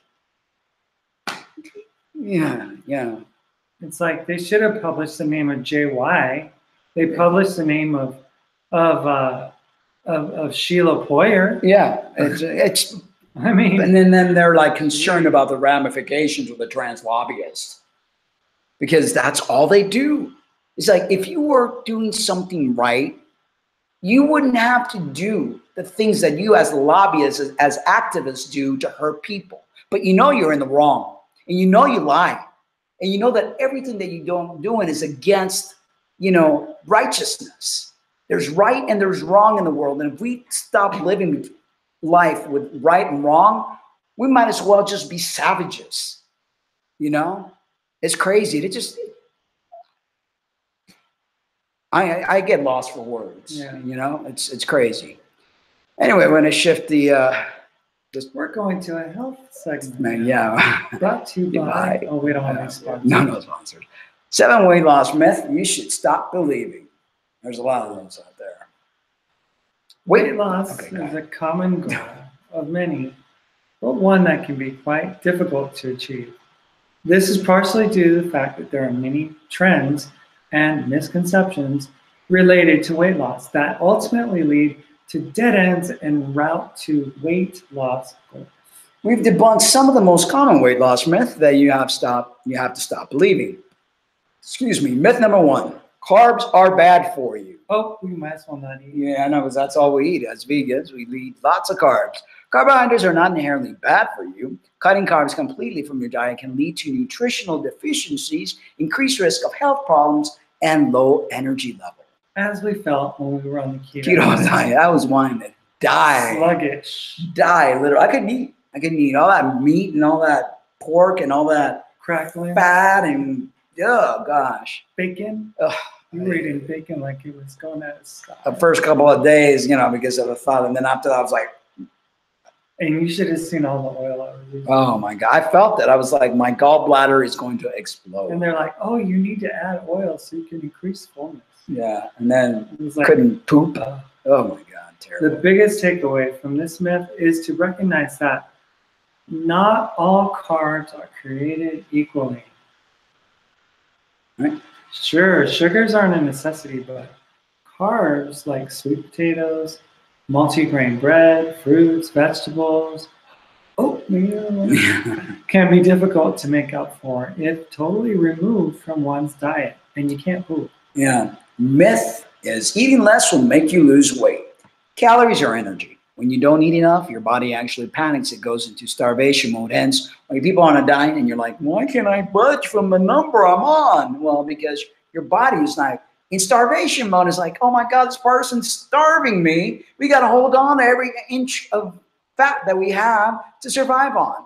This metabolic adjustment essentially makes the body hold on to more fat since it's worried it's not going to get enough food. This results in weight gain rather than weight loss. So it's important to not starve yourself.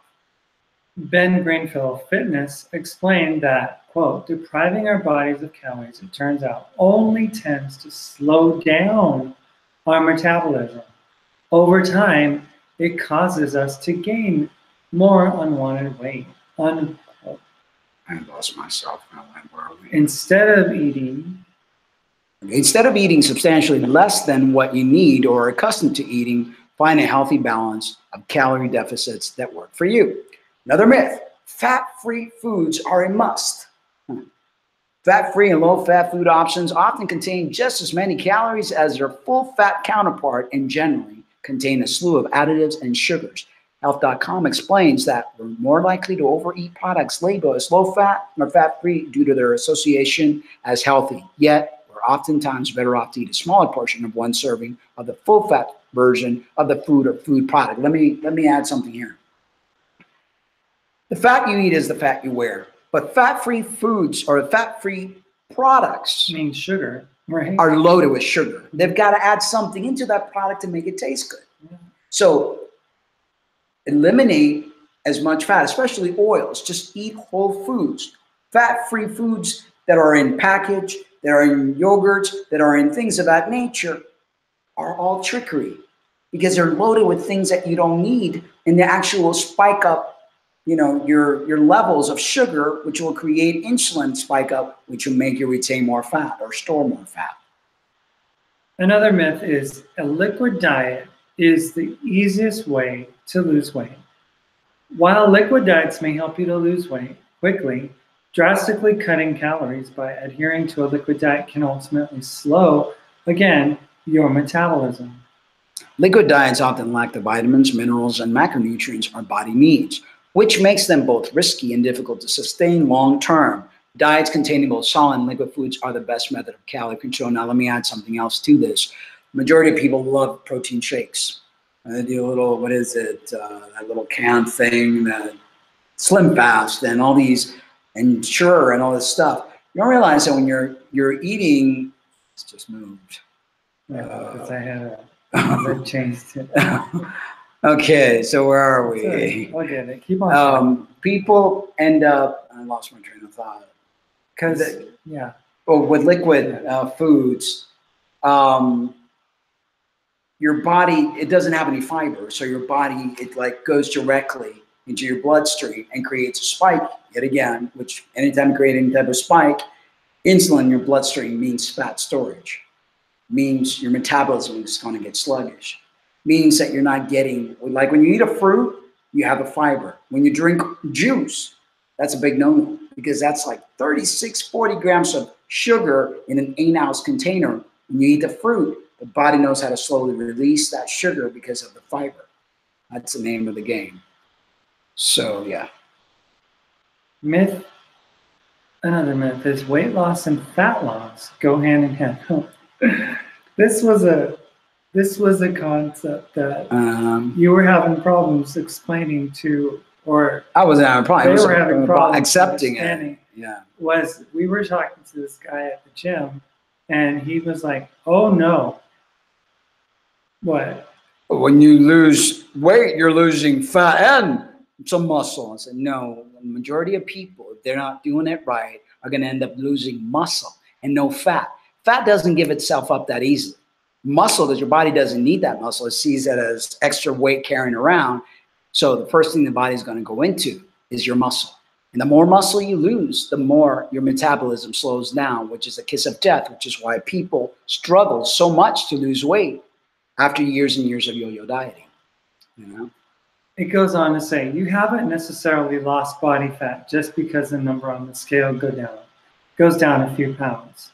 Sorry to break it to you. Right. Weight loss can be attributed to water loss, muscle loss, fat loss, or sometimes a combination of the three. And that was something that I couldn't explain to this gentleman. Yeah. He was insisting, So a combination of resistance training and cardio is the most effective way to maximize fat loss. I highly recommend circuit training, where you set up 3 or 4 stations and you go from exercise to exercise to exercise to exercise, because you're getting your cardio, your heart rate going up, and at the same time you're getting, your resistive training. And what we do is full body, That way you don't have to lift so heavy. You're just actually, if you're injured, this is a great way of preventing further injuries and at the same time getting benefits. These people that lift these huge amounts of weights, these people who do countless hours of cardio, you're not getting anywhere. So what was that? A combination of resistance training and cardio is the most effective way to maximize fat loss. As muscle mass increases, there is potential to maintain or lose very little weight as muscle is more dense than fat. Yet fat mass and overall body fat percentage will likely decrease, changing your body composition. This is another one of those things that is so difficult to explain to people. Their scale is not their friend. And that's another thing that we were trying to explain to this gentleman. He's like, yeah, but how do you know how much fat you've lost or how much your body fat percentage is? And we go, we have a scale. Oh, well, the best thing to do is to, what is it? The only real good one is submersion. Well, unfortunately, we can't afford a submersion one of the things. So the next best thing is one of these scales that tell you how much fat versus muscle you're losing. Of course, they're not professional. They're not. But hey, it's like you start at a point and you weigh yourself and you know what you're doing. Are you going down? Are you going up? You've got some sort of measurement tool that tells you what you're doing. All of us can't afford a submersion every week to see how much fat, or a caliper testing is another one I used to use a lot when I had my And another way gym. to simply tell is to Your clothes. Your clothes, that's and the your best own way. common sense. And when you look in the mirror, do you look good with your clothes off? Because these people that lose weight and they're still flabby. Especially on the keto. Yeah, when you're flabby, yeah, especially on the keto, they lose 100 pounds, but they got all this dangling skin. Plant-based dieters, raw vegan dieters, they lose weight, their skin, something, and I showed you a ton of pictures. Yeah. It's like way different, because one thing is what the scale says, and another thing is what your body says. Do you look good with the clothes off? I know that's what I want for me. I don't want to just like, yeah, I lost 50 pounds on the scale, or do you look good with your clothes off? That's the main denominator right there. Another myth is you can spot reduce, and this reminds me of a guy that we've seen at the gym who's he's overweight, but he hits every machine. And he jumps on this one that is designed for people who are at a level of fitness where they're not going to have a heart attack if they get on it. I know. It's called Jacob's Ladder. Oh my God! Yeah. And they climb on it, and it's a constant climbing thing. And he's huffing and puffing, and he's sweating up a storm. And that's another myth. People think that they have to sweat a lot. All you're doing is dehydrating the heck out of yourself, because you don't sweat the fat out of your pores. I think that's what people think. The sweat comes out of their pores, and that's not the case. Back in the day, didn't people wear those? Things are on their thingy, and then all you're doing is possibly dehydrating and then yourself. Those sweatsuits. Worst thing you could possibly do. The plastic. Yes. Yeah. It's just crazy. Any people hope to lose in one particular area of the body, such as the stomach or arms or legs. Anytime people hope to lose, I don't know what happened there. But basically, while we can work to tone the muscles in a specific area through resistance training, unfortunately, in terms of weight loss, we can't just pick which areas we want to lose from or in which areas we want to maintain. Yeah, I used to get clients all the time. I'll be able to, and I'm like, spot reduction doesn't exist. I want my butt to look. Spot training doesn't work. That's why compound movements work in the whole body so that the whole system works in unison. That's what's going to work. But this like people that do chest press all the time because they want big chests, or they do just work on their butts all the time thinking their butt's going to grow or going to get, that doesn't work. Spot reduction or spot addition, that don't work. A senior consultant from personal training and founder of Movements First, Chris McGrath, wrote, spot reduction doesn't work because it usually targets muscles that are relatively small through exercise that are relatively insignificant in terms of enhancing overall fitness, strength and energy exponential regardless of how much you feel the burn when training them. So that's why compound movements or a circuit where you're hitting a whole bunch of different parts together, because it's like, it doesn't work. So say you do the elliptical for like 2 minutes, then you do some lunges, right? And then you jump on like a leg machine, a hamstring machine or something, and then you do another leg machine, and then you rest for a little bit and you do it over again. You know, that's a really great system for burning fat, for getting your heart rate up, for increasing your growth increasing hormone, your metabolism. Yeah. So myth, next one. You can out-exercise a bad diet. Now, I hear people that are in CrossFit talk about how wonderful it is to be in CrossFit and how they enjoy going to CrossFit. But when you see their bodies, you don't see any change. And that's because they eat like... You can't out-exercise a bad diet. You can't, like I used to do, I used to rollerblade, okay, a lot. In Minnesota, and I thought that just because I rollerbladed, that I could go treat myself to Sonic and get a lemon berry slush and eat hamburger and fries and not be affected. You know, maybe at first your body can handle it, but then when you stop exercising, you start even out. when you're exercise, if you're not eating right, your body, you might be getting in shape as far as cardio shape and, but you're not getting cut. But your body ain't changing. Your Right. body ain't changing at all. Daily burn lists no amount of cardio and crunches, which are a misnomer, those old style crunches, can sculpt a sleek physique if you maintain an unhealthy diet. And unhealthy is not a situational ethic issue. It's unhealthy foods. If we eat unhealthy foods, which are known to be unhealthy for us, we're not going to see ourselves having a sleek physique. I personally recommend plant-based diet. That's the best weight loss, best toning that I've seen people do, the best changes is on a plant-based diet. The notion that you can exercise to continue eating whatever you want isn't the most sustainable dietary choice, and that got us kicked out of a group for the OMAD diet, in which we were like really disgusted by some people's choices with what they were going to eat for their one meal a day. And it's like, because these are people that are jumping from diet to diet in hopes and in search that they're going to find the ideal diet that's going to change their body. But unfortunately, these fat diets don't work. It's a lifestyle. You have to stop eating your Twinkies, your donuts. You have to stop eating dairy. You have to stop eating all the fat, and you have to stop eating processed foods, in order for your body to heal, because you'll find that your body will start losing weight as your body heals itself, as your metabolism heals itself, as all this liver lack of functioning and endocrine system and everything that works together to make a healthy you is the only way that you're going to see any change. Diets don't work. One of the things that really, I was really kind of bothered by it was, there's this girl on Instagram, this woman on Instagram, who lost like hundreds of pounds. Her name is Fat Girl Fed Up. Oh, yeah. And she weighed 485, almost 500 pounds. Right? She's dropped down to 170, I think, by now. But, she was showing on her latest grocery haul, and she actually had ice cream in there. Yeah.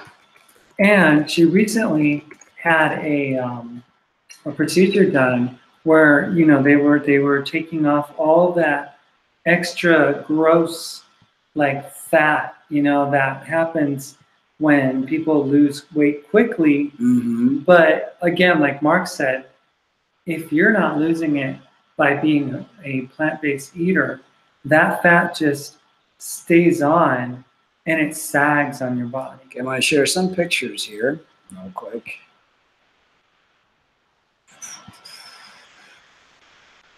See if I could gear on the ones like this right here.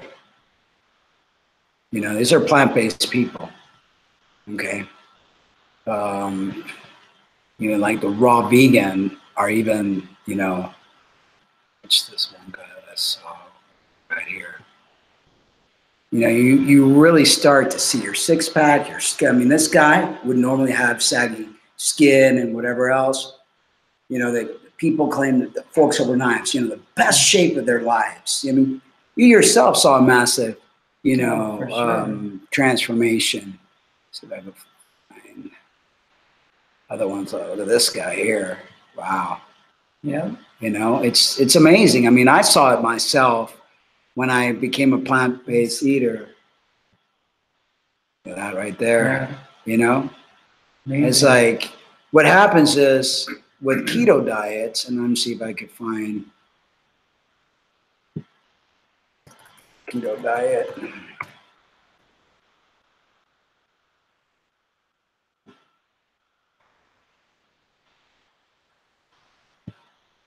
Very different. Look at that.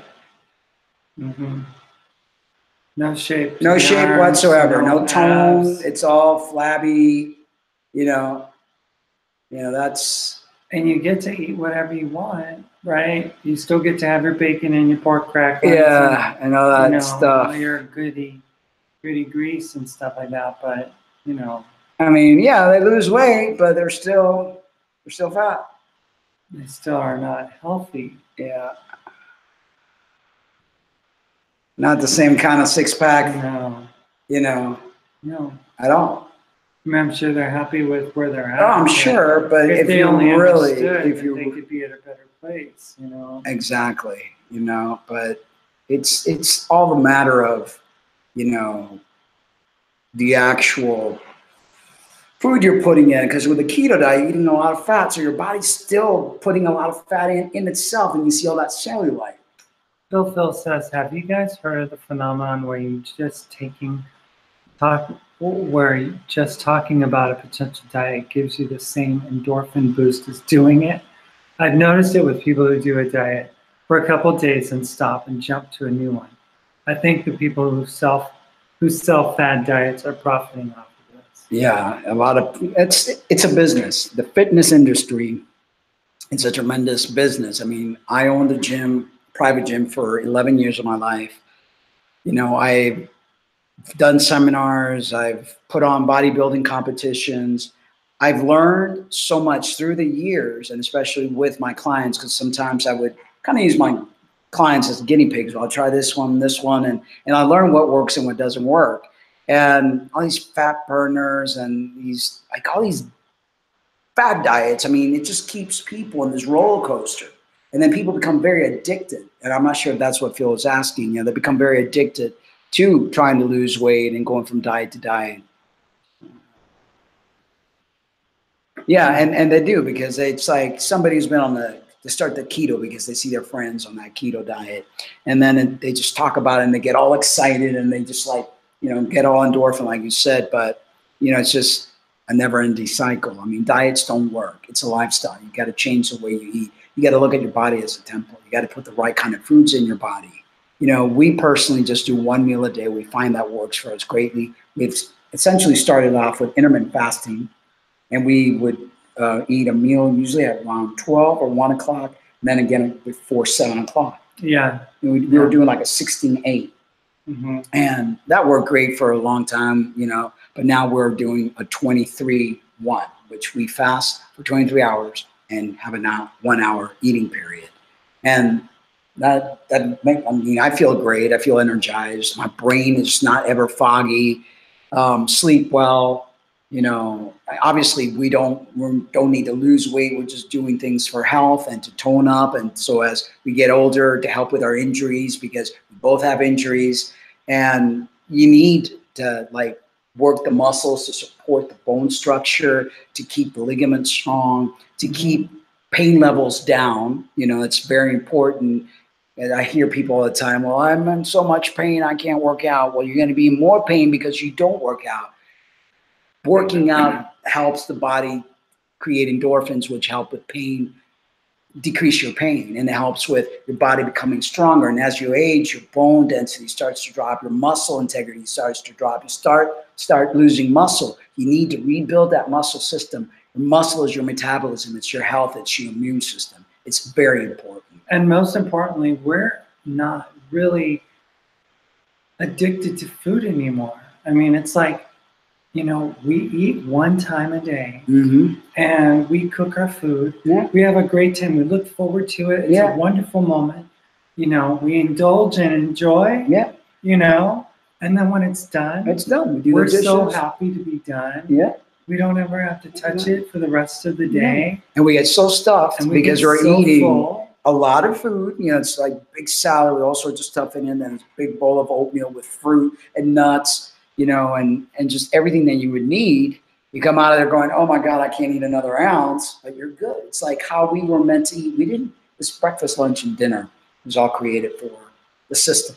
Yeah, consumption. But back in the day, you're lucky if you found something, you were able to eat, and you ate as much as you can, you got full, you may not eat again for another 2 or 3 days. I mean, 100 years ago, there wasn't a grocery store. No refrigeration, no nothing. So Phil says, exactly, they feel better just because they talk about it and buy a bunch of things, but never get healthier. Yeah, it's because like they buy protein powder and talk about, you know, the benefits and stuff. Because it's like they're dreaming. Their body never changes. Yeah, it's because they're dreaming. They're addicted to diets. They're addicted to the thought of losing weight on the diet, but they never fully commit themselves to doing it, and they jump from diet to diet to diet.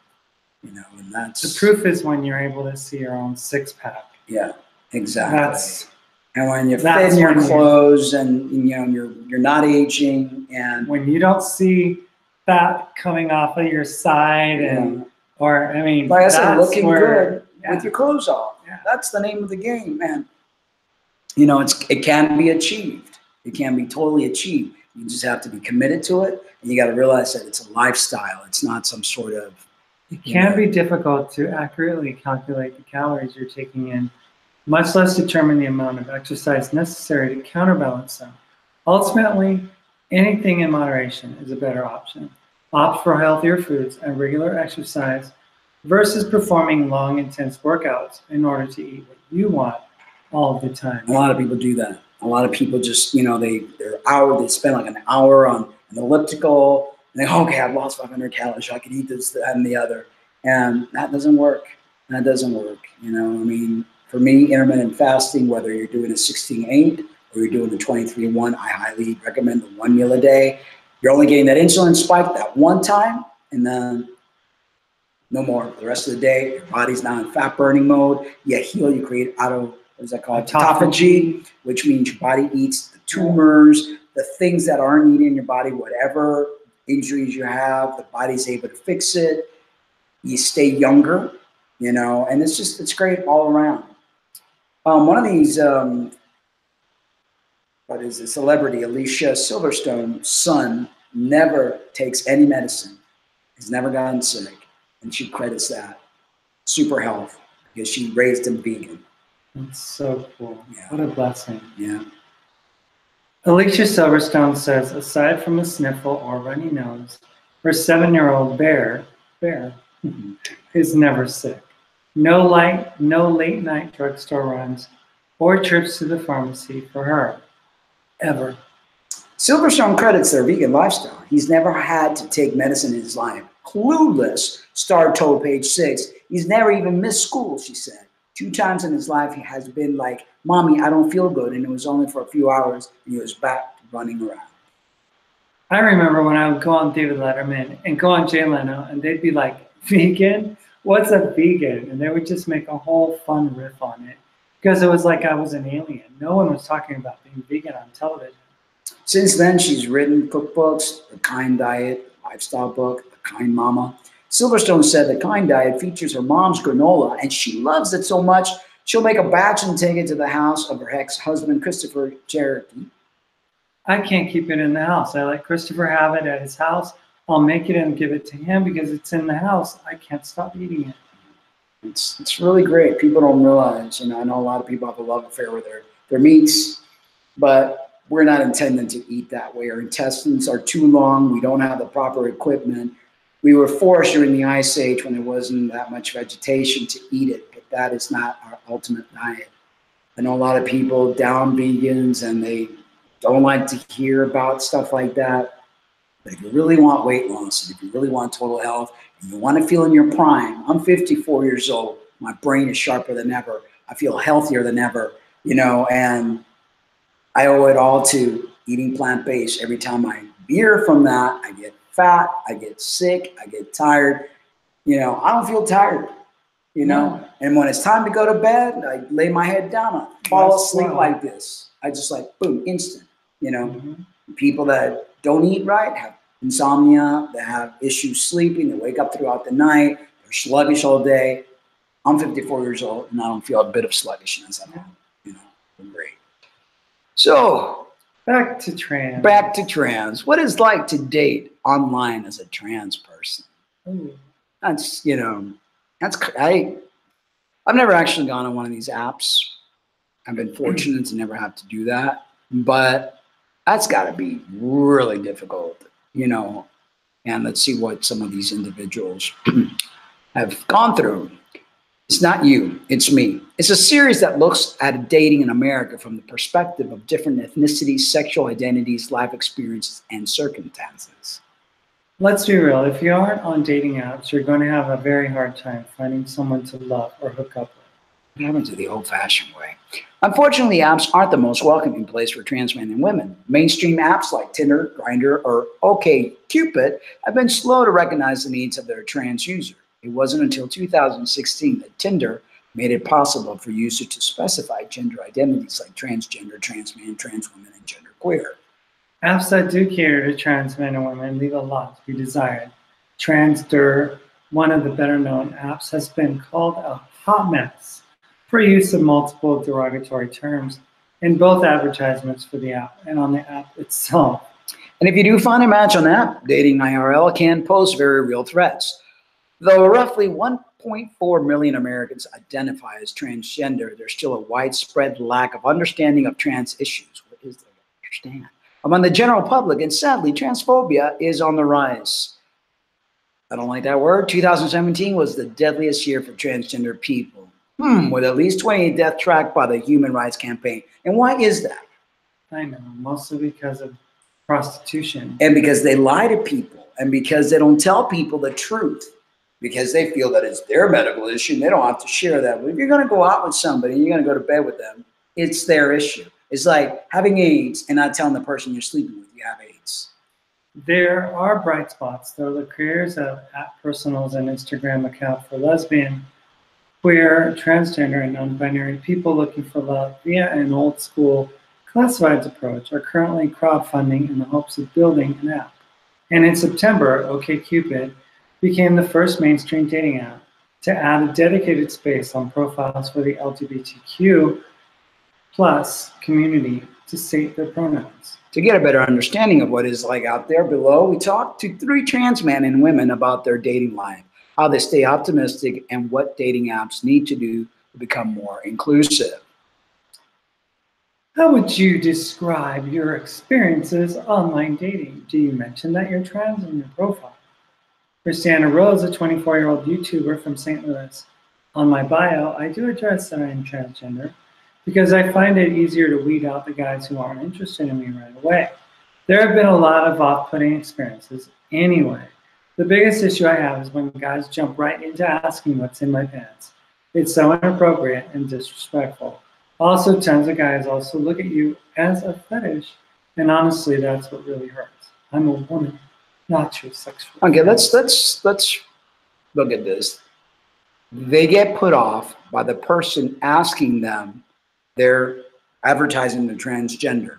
Now, the person wants to know if they have the fetish of being with a trans woman that has a penis versus a trans woman who's had SRS. They have every right to know. I don't want to waste my time. What do you have in between your pants? Okay. I don't find it to be inappropriate or disrespectful. You're putting yourself out there and you're stating, I mean, 2 people that are cis know what they have in their pants. That's not needed to be asked, you know? And yes, there's going to be tons of fetishes, you know, individuals that go on trans sites and look for trans women as what they want, you know? Dawn Dismuke, a 22-year-old YouTuber and aspiring model, oh boy, based in Los Angeles, California. Once men find out that the woman in the default picture is transgender, all respect flies out the window. They start asking disrespectful questions like, do you still have your male parts? As if that's ever okay to do. Again, like what I just explained. You instantly become a fetish. Online dating is difficult enough as it is, but as a transgender woman, it's even worse. And hence why we said about in the beginning of this show, you know, the God honest truth is that some men are looking for a transgender woman in order to have sex with them. And that is what they want. They want the male part. So if it's something that the person doesn't have, then they're not interested. They're not. It's like trans women getting surgeries and stuff think that they're going to be more attractive to prospective men and stuff that would be interested in them, because there is a group of men out there that fetish or are attracted to a feminized form of a person who has a penis. Yeah. You know, that's, I mean, That's a reality. That is, that's the reality. So it's okay to ask, if you have male parts or not, because they're not going to want you most likely if you don't have male parts. And if you're not truthful with a person, it can get you killed.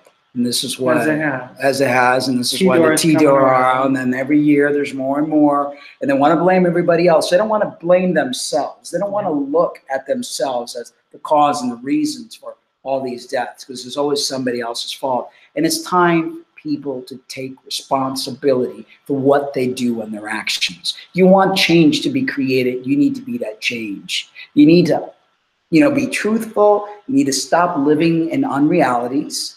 This ain't gonna get us anywhere. So going back to the previous article, Phil said, I grew up on a farm working with animals, playing outside in the dirt, and I regularly go years without catching the flu or cold. Okay, right. So then he says, 1.4 million trans people, that's it? I honestly thought it was 10 times that because of media coverage. I know, right? Wow. But the thing is, Phil, they have the biggest mouth of all, and they're bullies. So, it's like school bully that just like is loud and everybody knows who they are. That's the problem with the trans community. They may be this small, but some of these trans women have a mouth this big, and trans guys too. It's crazy. And, we're also just talking about the larger LGBTQ community. There's not that many of them either. No, there's not. So he says, I like older guys, and I've never heard an older guys complain about being a fetish. How absurd. Yeah. So, I mean, it's just a reality. Yeah. I mean, for one, if you are transgender and you are a transgender woman, you will never be a woman in the sense of what a cisgender man is looking for. And no matter how much you kick and scream and do whatever, I mean, the reality is a reality. Once you accept that reality, it is so free. It really is, because nobody can hurt you. No one can say anything that it's like, when people go, oh, you're not a man. It's like, oh, shit, Sherlock, I know that. I mean, you're not telling me anything I don't know. You can't hurt my feelings because I know who I am. Nothing can blow my mind because I have a relationship with myself that I know who I truly am. The sad thing is, individuals that go in life, like this, oh, I'm a woman. No, you're not. Even if you get surgeries, you're just altered your body. You did something with your genital, but that genital is not a cis woman's genital.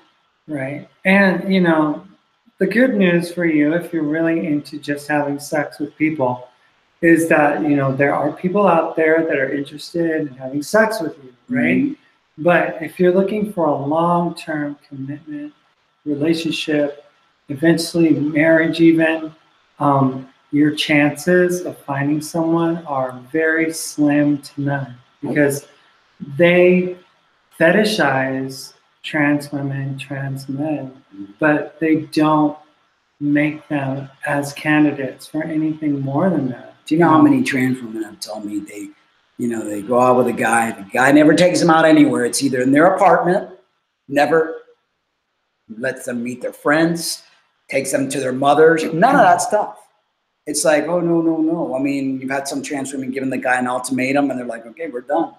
Because they're not going to sit there and have their friends make fun of them. They're not going to sit there and take them home to mom and say, this is going to be my future wife.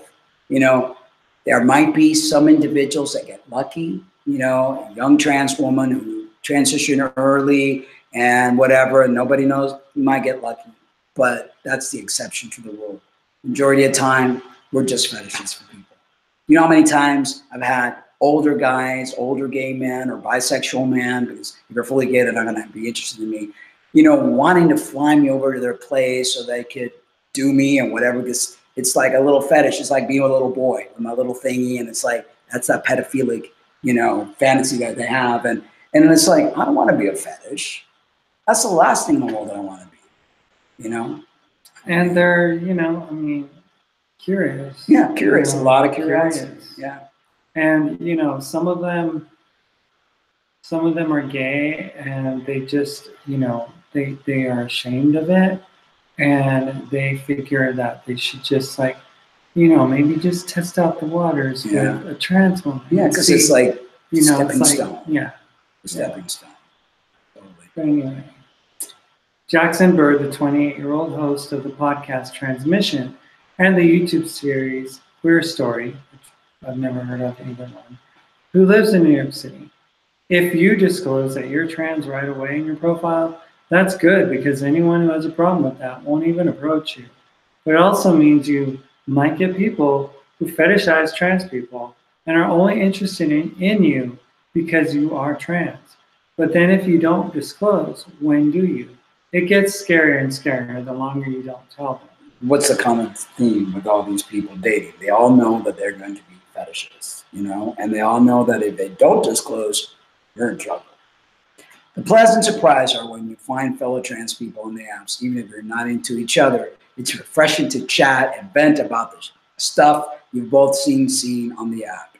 Do you ever try to meet people off the apps? Christiana says, I've actually never dated in real life. I only go on dates after meeting online and disclosing that I'm transgender. I just wouldn't feel comfortable telling a guy at a bar or anywhere you meet guys.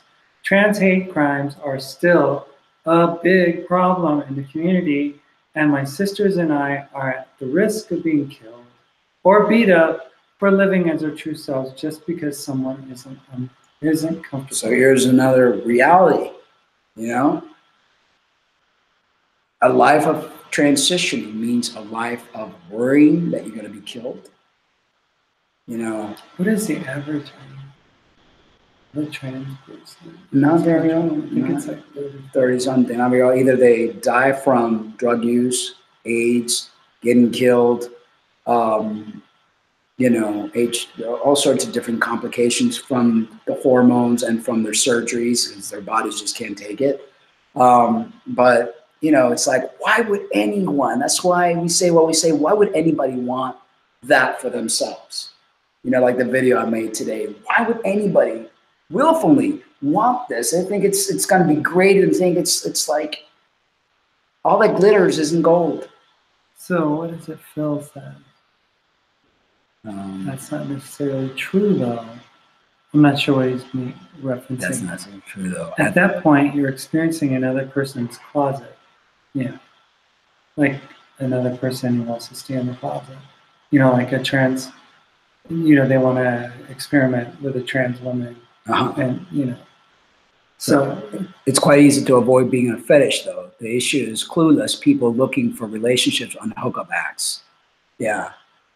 If you meet up with someone for a quick hookup, expecting being a date, that's your fault for being that. That's true. And a lot of these apps, and that you know, that's like the apps. I remember when I came back from Argentina and I roommated with a guy who was gay, and I had no problem with that. It's like, hey, you know, I told him about me and he told me about him, but the guy had a different guy every day, sometimes 2 or 3 on these hookup lines, and I'd hear them do the thing, and I'm in my room going, "Oh God, okay, I think it's time for me to move," because you know, to each their own. But I didn't know if some guy was going to come drunk and try to come in my room and who's in here, and you know, I'm pretty prudish that way. You know, I'm not, and to each their own. But a lot of these apps, when you go on these apps, you know, dating apps aren't not just going to go out and you're going to go on a friendly little date. Like when you and I broke up, I was worried that all the time. And you're going from date to date. And I'm like, really? Oh, I'm just dating. Do you realize that these dating apps are not just to go out and have pizza and have a good time? These people go on these apps because they want to hook up. You know, that's what they're for. You know, they're not, you know, like Sandra D going in and I want to look at your beautiful eyes. You know, it's not all are that way, but most are. Not all. Yeah. Because I've had experience where they weren't all that way. Well, you might get lucky. You go one day and they're like, even like heterosexual people, they hook up on the thing and the guy's like dying to get in your pants, but he's going to try to like be gentleman, and he's not going to try because he goes, okay, well, they're not going to give it up on the first date, but I'm going to request it on the second. And I know because I dated and not on hookup things, but just regular people you meet somebody. I was a teen, and they took you out to naive, took you to a movie and to eat, and it's right away they're trying to put their hands on your pants. Like, oh, whoa, what are you doing? I'm just a teenager. That's how it goes. No, I was chatting with a guy at the Mall of America. I remember back in June or whatever, and I was like, he's like, you could come out to my lake house. We could hook up, and I can meet you. You can meet me, and if you need, I'll get an Uber to pick you up from the mall. And I was like, I don't do that. I mean, if you want to meet in a public place, that's one thing. But then he paid for my Uber ride to go back to Paula's house. Mm-hmm. And, he's like, I'm sure he expected payback. Of course. That's what, look, I know you were raised in a very Christian household and very, what's the word, sheltered. But in this world, men don't just give things out for nothing. They expect, and the thing about friends, men don't want female friends. They want friends with benefits, and that's the way of the world. It's very rare. You might have a gem in the thing of some gentleman and something, but most likely most men want to get in your pants. I experienced that when I try to be dating normally, because I'm bisexual, but it was mostly dating women and going out with men because I felt safer with women because men always wanted the deed, and that was the way it was. And they may be all nice in the beginning and all giving you, but it's like when payback comes back, they expect it. They expect it, and then they abuse you. They have what they want. Bye-bye. So Phil says, LOL, it's true, not all, but you have to be smart about it and be willing to maintain your standards, despite how lonely or hopeful you may be. Yeah. Yeah. And, it's like we've seen some of the individuals that, what was his name, we interviewed, and lady girls, and they go and whatever, and it's like they become their F toys, and it's like when they're done with them and they get a little older, they release and they go to the next one and the next one. It's the world we live in, and unfortunately, we're not in the 50s anymore. This is Babylon. So Dawn, as a trans woman of color, definitely feels a lot safer and a lot easier to date online because it's easier to come out as trans by pasting it on your profile and have them already know what they're getting themselves into. Otherwise, you have to build up the courage to tell them eventually in person. Every person has a right to know who they're laying their heads next to. Jackson, I prefer to meet people through mutual friends.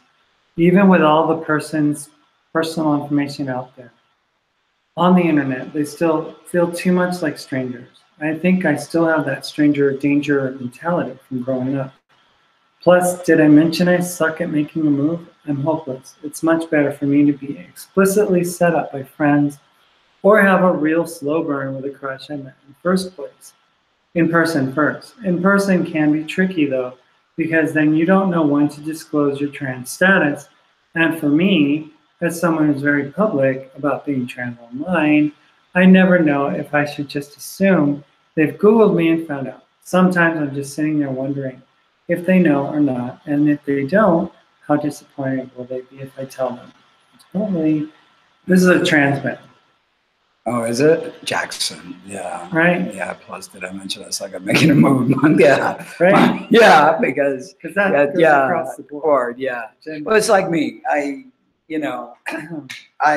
terrible. I mean, my ex-wife Violet came on to me. I'm not good at that kind of stuff.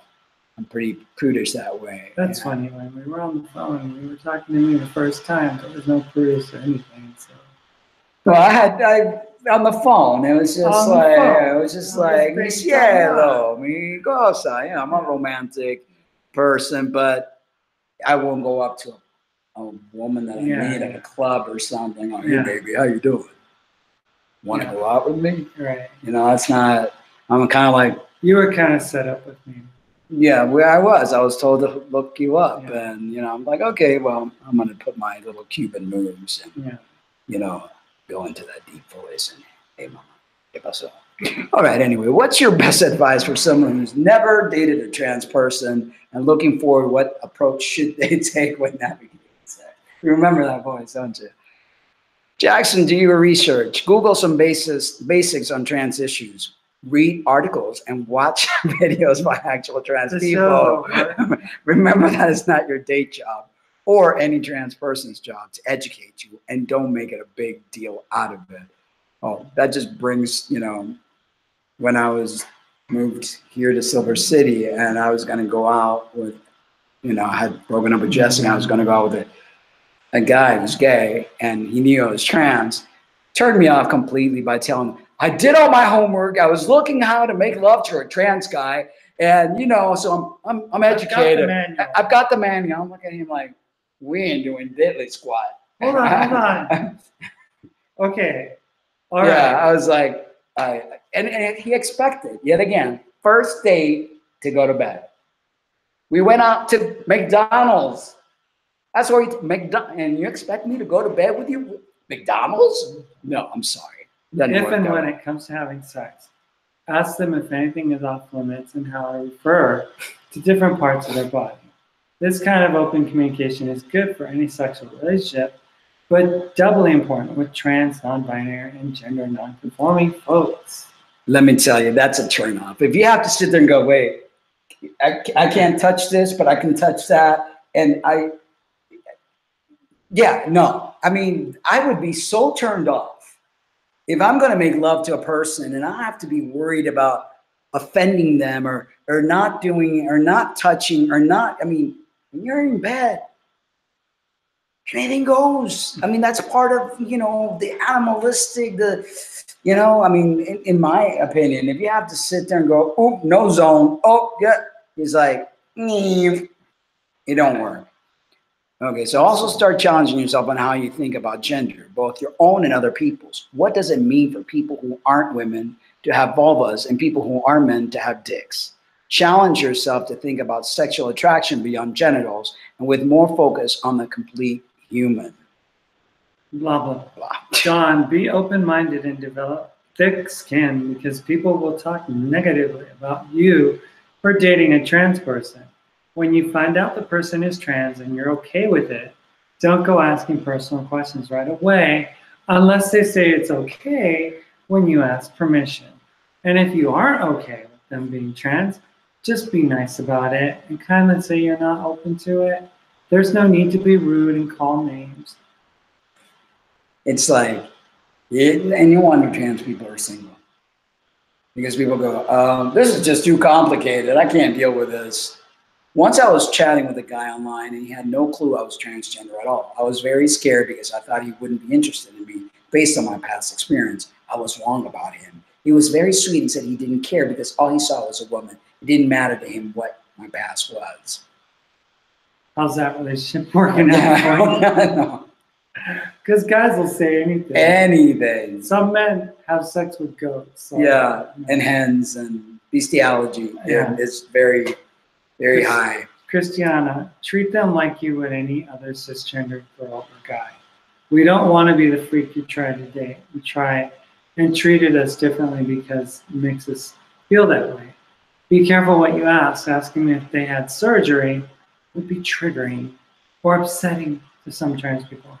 And if it gets to sex, hopefully you've gotten to the point where you guys can have a conversation about limits, but just keep it open. I mean, everything I'm hearing here, limits. You can't do this. You can't do that. You know, if I was a cis guy dating a trans woman and I have to worry about this, that, and I'm like, you know what? I'm just going to go with a cis woman. It's a lot easier. I don't have to worry about stuff, you know? It's annoying. It's annoying how many guys think it's okay for the first message to be asking about what body parts I have.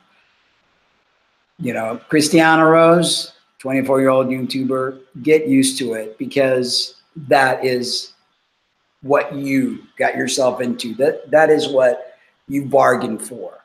You wanted to transition. And if you're going to be open for people to dating you, get used to questions because they're not going to stop. Or you're just going to be alone by a cat.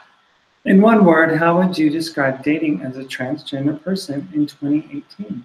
Christiana says, annoying. It's annoying that guys on dating apps feel the need to try and tell you about yourself. I get tons of messages from guys who aren't educated saying, you're not a woman, stop playing in mommy's makeup and take the dress off. I lost myself. And it's annoying. And it's annoying how many guys think it's okay for the first message to be asking about what body parts I have. Man, everything's annoying. Everything is like whatever, you know, and a lot of people, that's what they would say, stop playing mommy's makeup and take the dress off. Because like you said earlier, a lot of guys are in that stepping stone and use trans women because it's kind of safe still. But then they want, okay, enough of this get up. I want the man that I'm, you know, that's how it. Jackson, nerve-wracking. I mean, this is totally just my opinion. Maybe it's not the most accurate read on the climate, but I do have to say that it's pretty dang nerve-wracking to not know if your date is someone who will be cool with you being trans, awkward about it, or want to murder you. Well, this is another thing that a trans person has to deal with when they transition. Your dating pool will gotten way smaller. You may be murdered. You may be ridiculed. You know, you're going to go through all sorts of stuff. I wouldn't be surprised if there are bigots using dating apps, and they are, to find trans people so they can harass us online or potentially assault us in person. That's why I generally try to date queer people and friends of friends so I can fairly confident they're cool with trans people. John says it's hard. It's hard because you never know who has good intentions for you. You don't know who is going to treat you with respect like any other woman and who's just using you for your body. What's your sexual orientation? What types of people do you find yourself attracted to most in terms of how they identify? Well, Jackson answers, I'm bisexual, meaning attracted to people of the same and different gender to mine. So I'm attracted to agender, non-binary, etc. folks as well, not just men and women. But I tend to only feel comfortable around people who identify as being a part of the queer community in some way. And why is that? You know? It's safe. It's safe. So it's like what I said on my video today. LGBTQ life is not an easy life. It's a life that limits you. It's a life that will bring lots of hardship, you know, and I'm not just making this up. You know, it is, you know, it's not like your typical grow up in high school and you fall in love with a football player and you're the cheerleader and you have kids and you live happily ever after and they have grandkids and, you know, you leave your legacy behind. No. Not so much for our kind. Whether or not it's true, I get scared that a cisgender straight woman or cisgender gay man would be disappointed by, confused by, or even disgusted with my body. I don't write them off completely, but I am cautious. It should be. I used to only be attracted to men who identify as straight, but now I'm open to men who identify as bisexual. With them, I still usually get the masculine touch that I need, but they also aren't expecting unrealistic things from me and are generally more open-minded. I wonder what unrealistic things. I stay clear from closed-minded jerks who ask questions like, so you still have your male parts? I guess that's like the main line, you know? Christiana, I identify as a straight woman. I find myself interested in straight guys. I don't really have a type. I do stay away from guys who have been with other trans girls. I do want a guy who sleeps with trans girls. I do not want a guy who sleeps with trans girls as a fetish. So I guess Christiana is still single. If you're looking for long-term love, what do you want most from a partner? Christiana answers, I would love a long-term relationship. My wants are simple. I don't want to be the secret that is hiding, which is what I mentioned earlier. The secret they're hiding. I want to meet his friends and family. Good luck on that one. I don't want him to try and hide that. I'm trans. I have come a long way and I'm proud of that. Don, it's pretty simple for me too. I want honesty, trustworthiness, and respect. If there's no trust or respect in the relationship, then we have absolutely nothing. Trust and respect. And are they willing to give the same out? Jackson, I'm hopeless monogamous. So yeah, I'm in it for a long-term partner. I just want someone I can be myself around and who's comfortable doing the same. I really love the word partner because that's equality. and balance are exactly what I want in a relationship. I think the greatest relationships are when you bring out the best in each other and can laugh together. Collaborate on projects, really share your lives, would be so much more than just romantic partners. This naive idealization is perhaps why I'm still single. I'm telling you, and most people, I mean, we're very lucky to have each other. But what I've noticed that most trans people, I see a lot of trans women with other trans women. And lately, even my ex, Jessica, who was originally interested in men, as in her profile, is now interested in women and is with this supposedly engaged this person, been engaged now for almost a year, still haven't gotten married, and they live in different states. Right. So I'm like, how did this person go from being attracted to men? I guess they must have been turned down so much by men that now their only hope is that maybe finding a woman. What advice would you give to other transgender people who are apprehensive dating and presenting authentic selves in general? Christiana, I would tell them to be open about who they are from the get-go. If you're reading this and just coming to terms with being transgender, know you're beautiful and you don't need to put up with people treating you differently in dating apps. You will find love and you're lovable. I know that's what I was scared about most. Dawn, I would say don't be afraid, because there's always going to be someone out there who will cherish you for you. It just takes some time. Everyone and someone. Jackson, honesty. I think I need advice myself. Poor Alex Jackson. I know. I feel bad for you. Yeah, I know. All right, so there was this article that came out the other day, and I think it's important to talk about these things. I mean, I was given a hard time on Facebook when I shared this article and I put my 2 cents. One of the things these trans advocates use a lot is the suicide card, and they use it as a weapon, to push their agenda. And I totally think that parents nowadays are not doing their jobs of being parent. They're allowing school to raise their kids. If their kids have problems right away, they're going to take them to, some suicidal watch hospital and hope the hospital is going to fix them.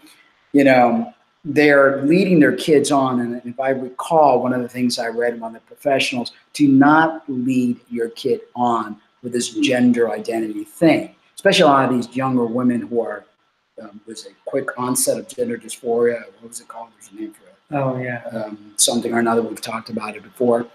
So anyway, here's the article. Trans teen kills himself after suicide watch hospital nurse kept calling him a girl.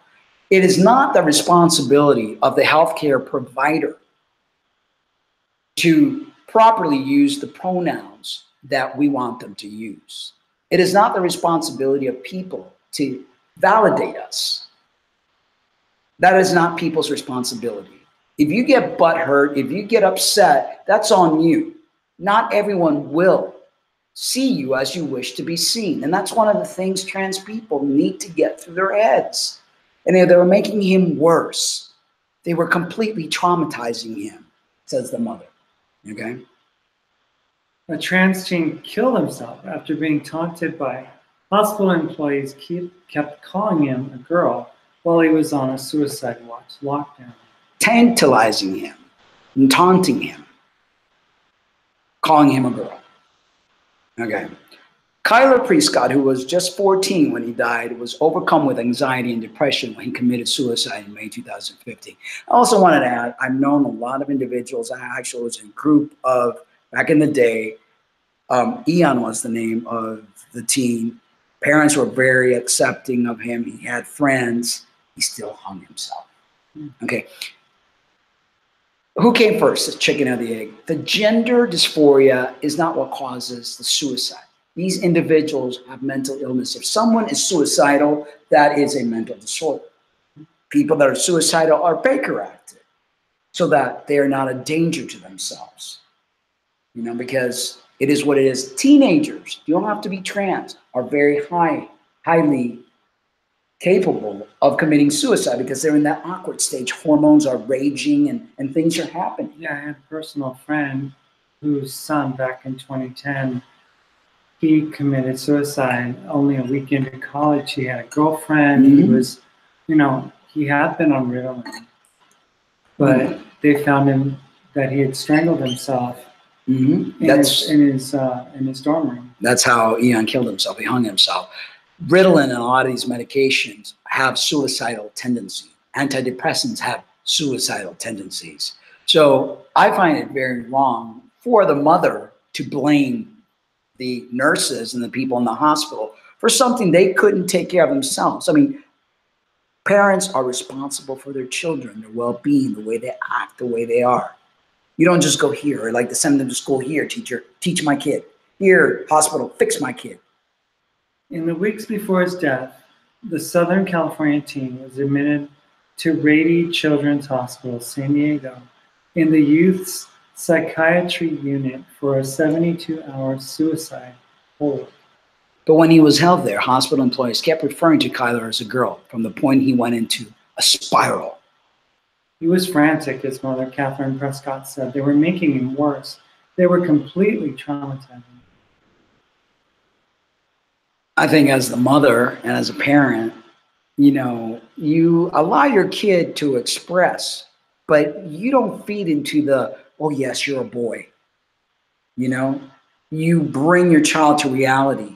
You teach your child coping skills, in the world. This week, Prescott has filed a civil lawsuit against the hospital in U.S. District Court of Southern California, claiming medical personnel violated federal state laws, again, bullying, federal state laws that protect against discrimination during Kyler's stay. And while Prescott is insistent she's not blaming the hospital for her trans son's death, but she is, she wants it to be held accountable to make sure that doesn't happen to any other kid. Like the Brazilian thing, against the, accountable for not calling them the names or whatever. Oh, Manzillion. Manzillion, yeah. When my son was in despair, I entrusted Rady Children's Hospital with his safety and well-being, Prescott told the Washington Post. Hospitals are supposed to be safe places that help people when they're in need. Instead of recovering in the hospital, Kyler got worse because staff continued to traumatize him, repeatedly treating him as a girl and ignoring his serious health issues. It's painful to speak out, but I want to make sure no other parent or child ever has to go through this again. Okay, now, one of the things that interests me about this is the fact that it says that the hospital treated Kyler as a girl. And this is a hospital we're talking about. Mm-hmm. This is a person born with a female body. Yep. This is a person that the hospital will look at, no matter what you want to call yourself, as being a female. It doesn't matter if Kyler wants to be a guy.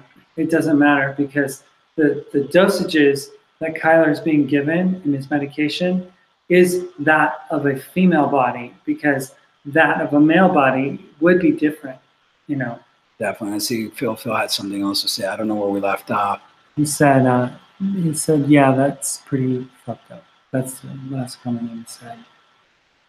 This goes for everyone out. Well, I read that. Are you ready to read that? Yeah. People in that position should have more sensitivity than the Burger King workers who misgender you. But you see, Phil, as a medical professional, and Lena just kind of explained it, even though you may want to be identified as whatever, biologically, they have to follow the guidelines for that gender, for medication, for dosing. You don't give a mental patient, you don't tell a schizophrenia, it's okay, here's the cape, jump off the roof, you could fly. I'm an occupational therapist, I study psychology very well, and you cannot abide by the patient's delusion, okay?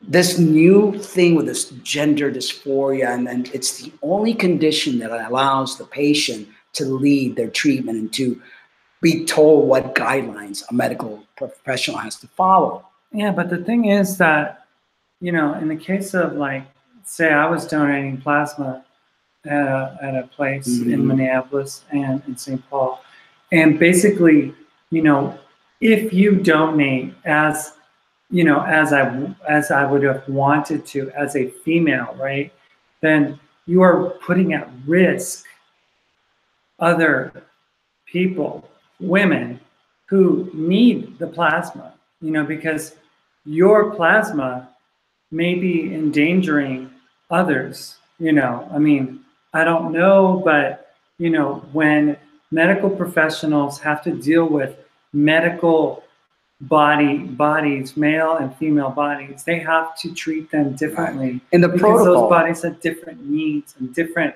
requirements. And the protocol in a lot of cases, I mean, remember, this whole trans thing is very new, and this whole misgendering thing, they're not misgendering. That is a girl. That is a young woman, 14-year-old, who thinks they're a boy, who wants to be seen as a boy. In that medical protocol, they may not be, it's not a trans hospital, it's not an LGBT hospital.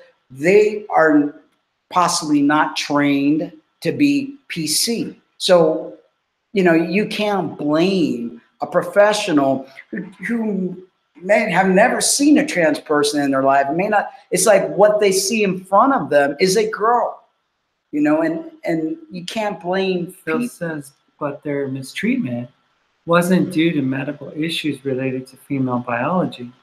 It was due to refusing to just use their preferred pronouns in an acute mental health. That's why I just answered that, because I read that. It's like mental hospitals are not going to go by people's, I hate to use the word delusion, because there are people that go in and they think they're Batman, and they can't appease to everyone's situation. The nurse saw a girl, and we really don't know the complete story here, because this story could be, And I think the word traumatized was probably a bit strong. A bit strong too. And again, these are advocates that are trying to push an agenda as they push the suicide, as the mother's all upset about, well, I would not leave my child in a hospital by themselves. I would sleep with them in there. I would be there with them, especially if they're suicidal. And what got them to the point where they were actually admitted to the hospital? What kind of dynamics was there, You have to look at the whole picture. The whole picture. And we weren't there. None of us know actually what happened and what took place. They're trying to blame, because they always want to blame somebody. But should the parent not blame themselves to allow the child to get to the point that they've gotten? Some of these kids are very bratty. We've seen some of these younger trans, super bratty. They want what they want, and they don't want to listen to anybody. We've had discussion with some of these youngins in the past. And, somebody's got to put that iron hammer down and say, listen, I know this is what you like and what you want to do, but you don't always get what you want. Right. I mean, you got to be a parent. 14 years old, no saben ni limpiarse el culo. They don't even know how to wipe their asses yet. And you're telling me, you're going to tell me who you are? That's the problem. That's what we have. Parents are not knowing to be parents. And they are giving their children these very dangerous chemical concoctions, which they call remedies for, psychological behavior, like Ritalin, like, the other drugs and stuff like that, that will induce their own type of suicidal ideation. And there's got to be reality. Who's that doctor? Dr. Zucker? They got, got told that he didn't do any wrong or whatever, and they paid him lump sum of money, and they apologized in the whole 9 yards. Sometimes you have to have reality therapy. Okay, sweetheart, you like to express more masculine, but do you realize you will never be a man? And I think that's one of the things that these therapists and gender specialists are lacking. They are letting people feel they are something that they really aren't.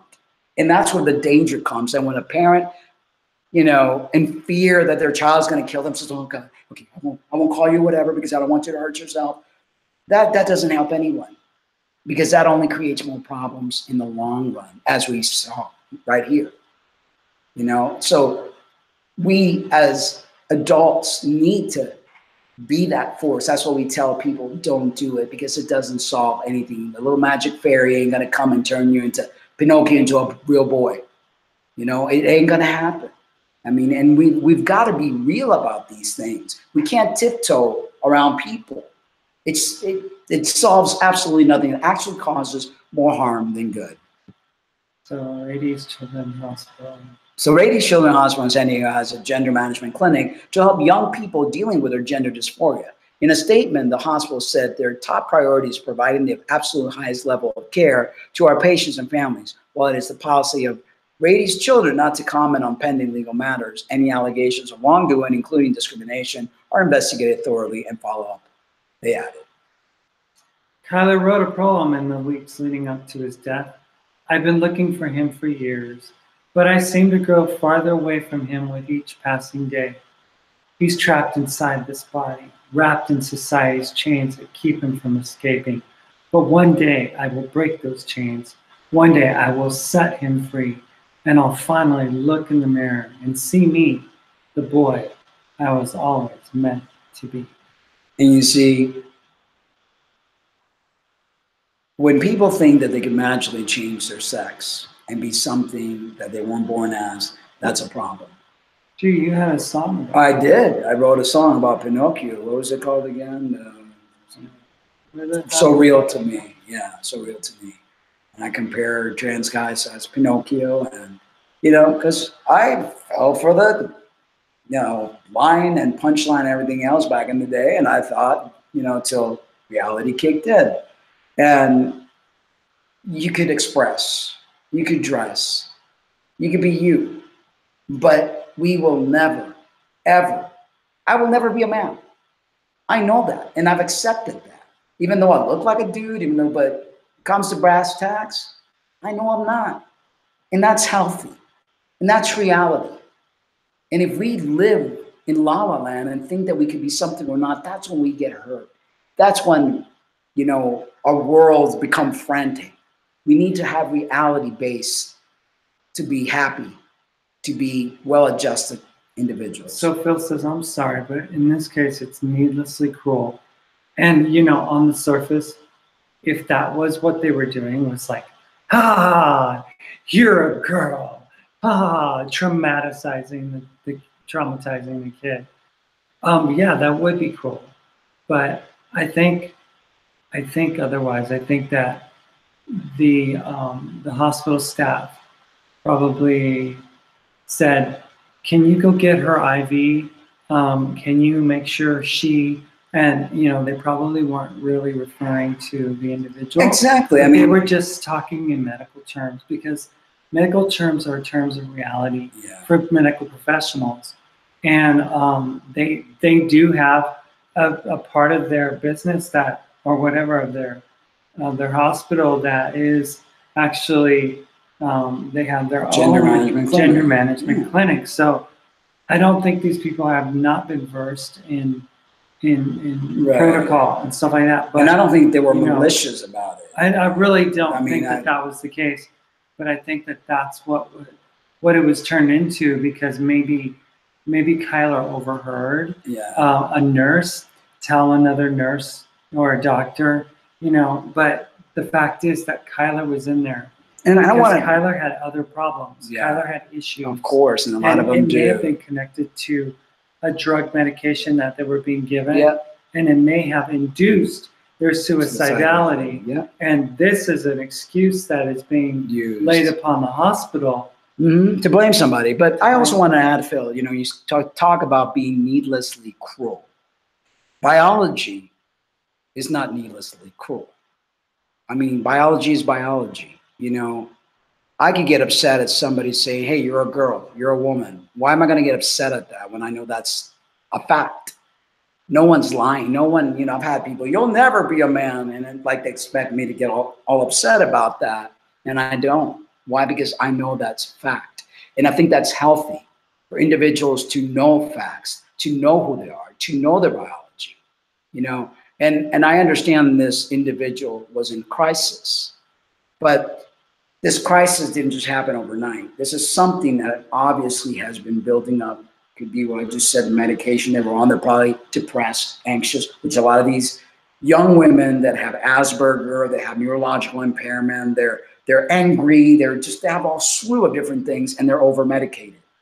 So we're looking at not the behavior of an individual that created this. We're looking at a person who had a problem to start off with, and a problem that should have never been allowed to get as it did, a problem that needed to be fixed and attended to, not just by appeasing them with pronouns. And the mom says that she's not blaming the hospital for her trans son's death. Yeah. She wants it to be held accountable, but she says that it's not their fault. And Yeah. it doesn't. There's something missing about this. There's something that, maybe the mother was coerced by trans advocates to make this into a case and to paint facts differently than they were, because apparently this hospital has a gender management clinic, and I wouldn't imagine that they would just go out of their way to be needlessly cruel to this person who was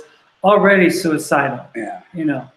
And there's always something. There's always something to the story, but nonetheless, I think that gender specialists, I think that parents need to set reality guidelines with these kids from the word go. So as they grow up into adulthood, they realize that no, you can never be that gender you wish to be.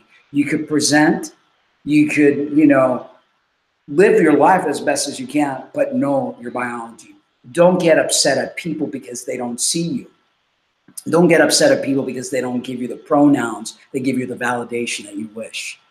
And this is one of the reasons I truly believe transgender people are unhappy, because they don't just want to see themselves as such, they want the whole world.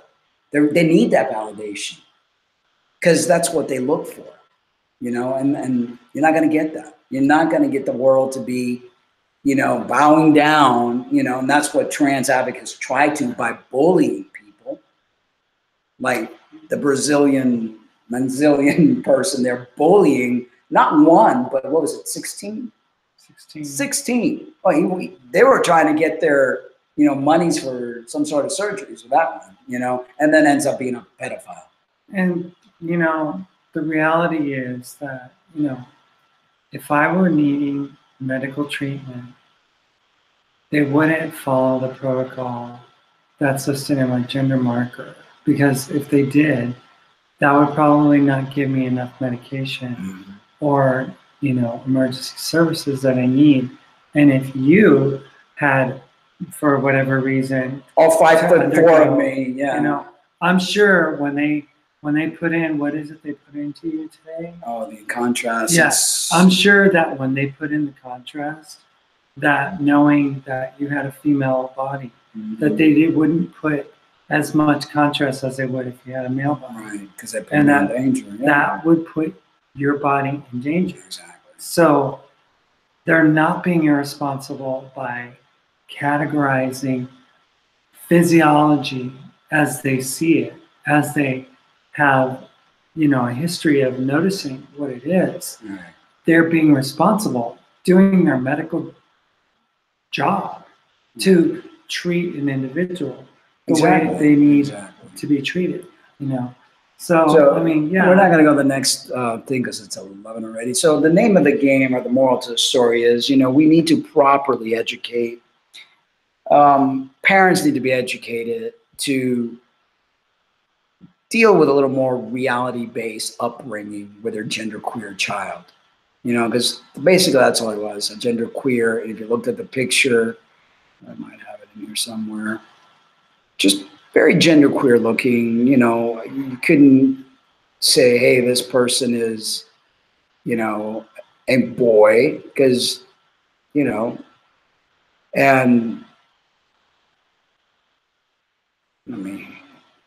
I don't think I'm going to share it, but that's what, they look like. And very, headstrong, you could tell. Yeah. And, it's unfortunate that things like that happen, but we as a community, and healthcare providers, gender specialists especially, who are responsible for handing out puberty blockers and responsible for handing out all sorts of stuff, need to properly engage with the patient and tell them the guidelines, tell them what is possible and what is not possible. Yeah, because reality is better than fantasy. We can't live our life based on fantasy and then force people to play along. You're going to play this game whether you want to or not, and it doesn't work that way. And that's my beef for this community. I don't care what each of you do with your bodies, but when it comes to kids, it's like eugenics. I mean, all these young girls are all of a sudden all coming out with gender dysphoria 1 and 2. Rapid onset gender dysphoria, yeah. And then you got these kids that are different. Boys are more feminine, girls are more masculine. They like to play with opposite toys of their gender, whatever. That doesn't make you a boy or a girl. That doesn't give the parent the right to want to alter the body of their kids and give them to the medical system and go, here, fix them. It's unfortunate, that people aren't seeing the reality of all this. I don't know. Yeah. I don't know Italian. So. Yeah. So sorry, Cúcula, no hablamos italiano. Somos puertorriqueña y cubano. No entiendo nada de ese italiano stuff, but we're going to call it quits, folks. We've been on for an hour and a half, and appreciate. Hour and a half? Yeah. 8:30, 9:30, 2 hours. A lot longer than that. 2.5 hours. Yeah. So thank you so much, Phil, for your comment. Who else joined us here? Thank you, Miss Nosam. And Count Cucula, you came late to the party because we're calling it quits for the night. But thank you all for joining us. And, guys, we don't mean to push any buttons or disrespect anyone. We're just trying to be real. That's why the show is called Real Talk. And we're truth seekers and truth tellers. And, there's too much of the hurrah, push the agenda. There needs to be a little bit of balance. And there needs to be people that are real and talk reality. You can't tiptoe around people and walk on eggshells because you're going to offend them. And, it just doesn't work. It doesn't work. I know that doesn't fly for you. No, not at all. I say it as I feel it, and I feel it as I say it. And, that's how it goes. And, I'm too old and been around this trans thing for quite a long time now. And I've seen a lot. What we read about the dating thing, every single one, same complaints. Don't want to be fetishized. You don't want to be fetishized. That's because they've been fetishized. They want a wonderful relationship and this, that, and the other, which the majority will unfortunately never find. And the trans man is scared because if they do, they don't know when to reveal what they are. Yeah. So you're gonna most likely be alone. And that's sad because human beings need someone. We're meant to be, like Adam and Eve, they put out a couple, we're meant to be in a relationship. We're meant to grow with someone and go strolls in the park holding hand to hand, and, doing things together we're not meant to be alone or have a pet as our companion, That's not what it's all about. So if you get into, this transition thing and you decide to go all out, there's going to be ramifications, unfortunately, and that's reality. That's real. The other is fantasy, and, can't live on fantasy. And to the 3 people who decided to do an anonymous thumbs down. Yeah. We just wish you all the best. Yeah. Because we're just sharing our opinion. Yeah. And if you don't like it, I guess. No, they don't have to come and listen. You have the right to say that you don't like it. But they could also go to another channel because we're here for people that want to grow and learn and understand. We're not here for the new trans person who's waving the flag, who wants to force that flag down people's throats and gag them with it and force people to see you. That doesn't get anywhere with anyone. And that's why there's so many people who have a massive dislike for trans people. Yeah. I mean, they can't tolerate I mean, trans people. No, they can't. Because, trans people, to them, they come across as very deceiving. And abrasive. Because I remember like people would always like, I don't want to upset you because, I know how trans people get upset. And I was like, don't worry, I'm not like them. You could say, you could ask, you could do whatever. I'm not going to get upset because trans people are known. Like, well, don't ask us this and don't touch that and don't. It's like, you're going to be single. You're going to be single and you're going to be disliked because people don't like to feel like they have to walk on eggshells around. It doesn't work. Anyway, guys, thank you so much for tuning in. Have a great one. We love you. But remember to always love yourselves too. Good night. That's the key. Love yourself as you are. Not as you want to be. Not as you want the world to see you. As you are. Have a good one.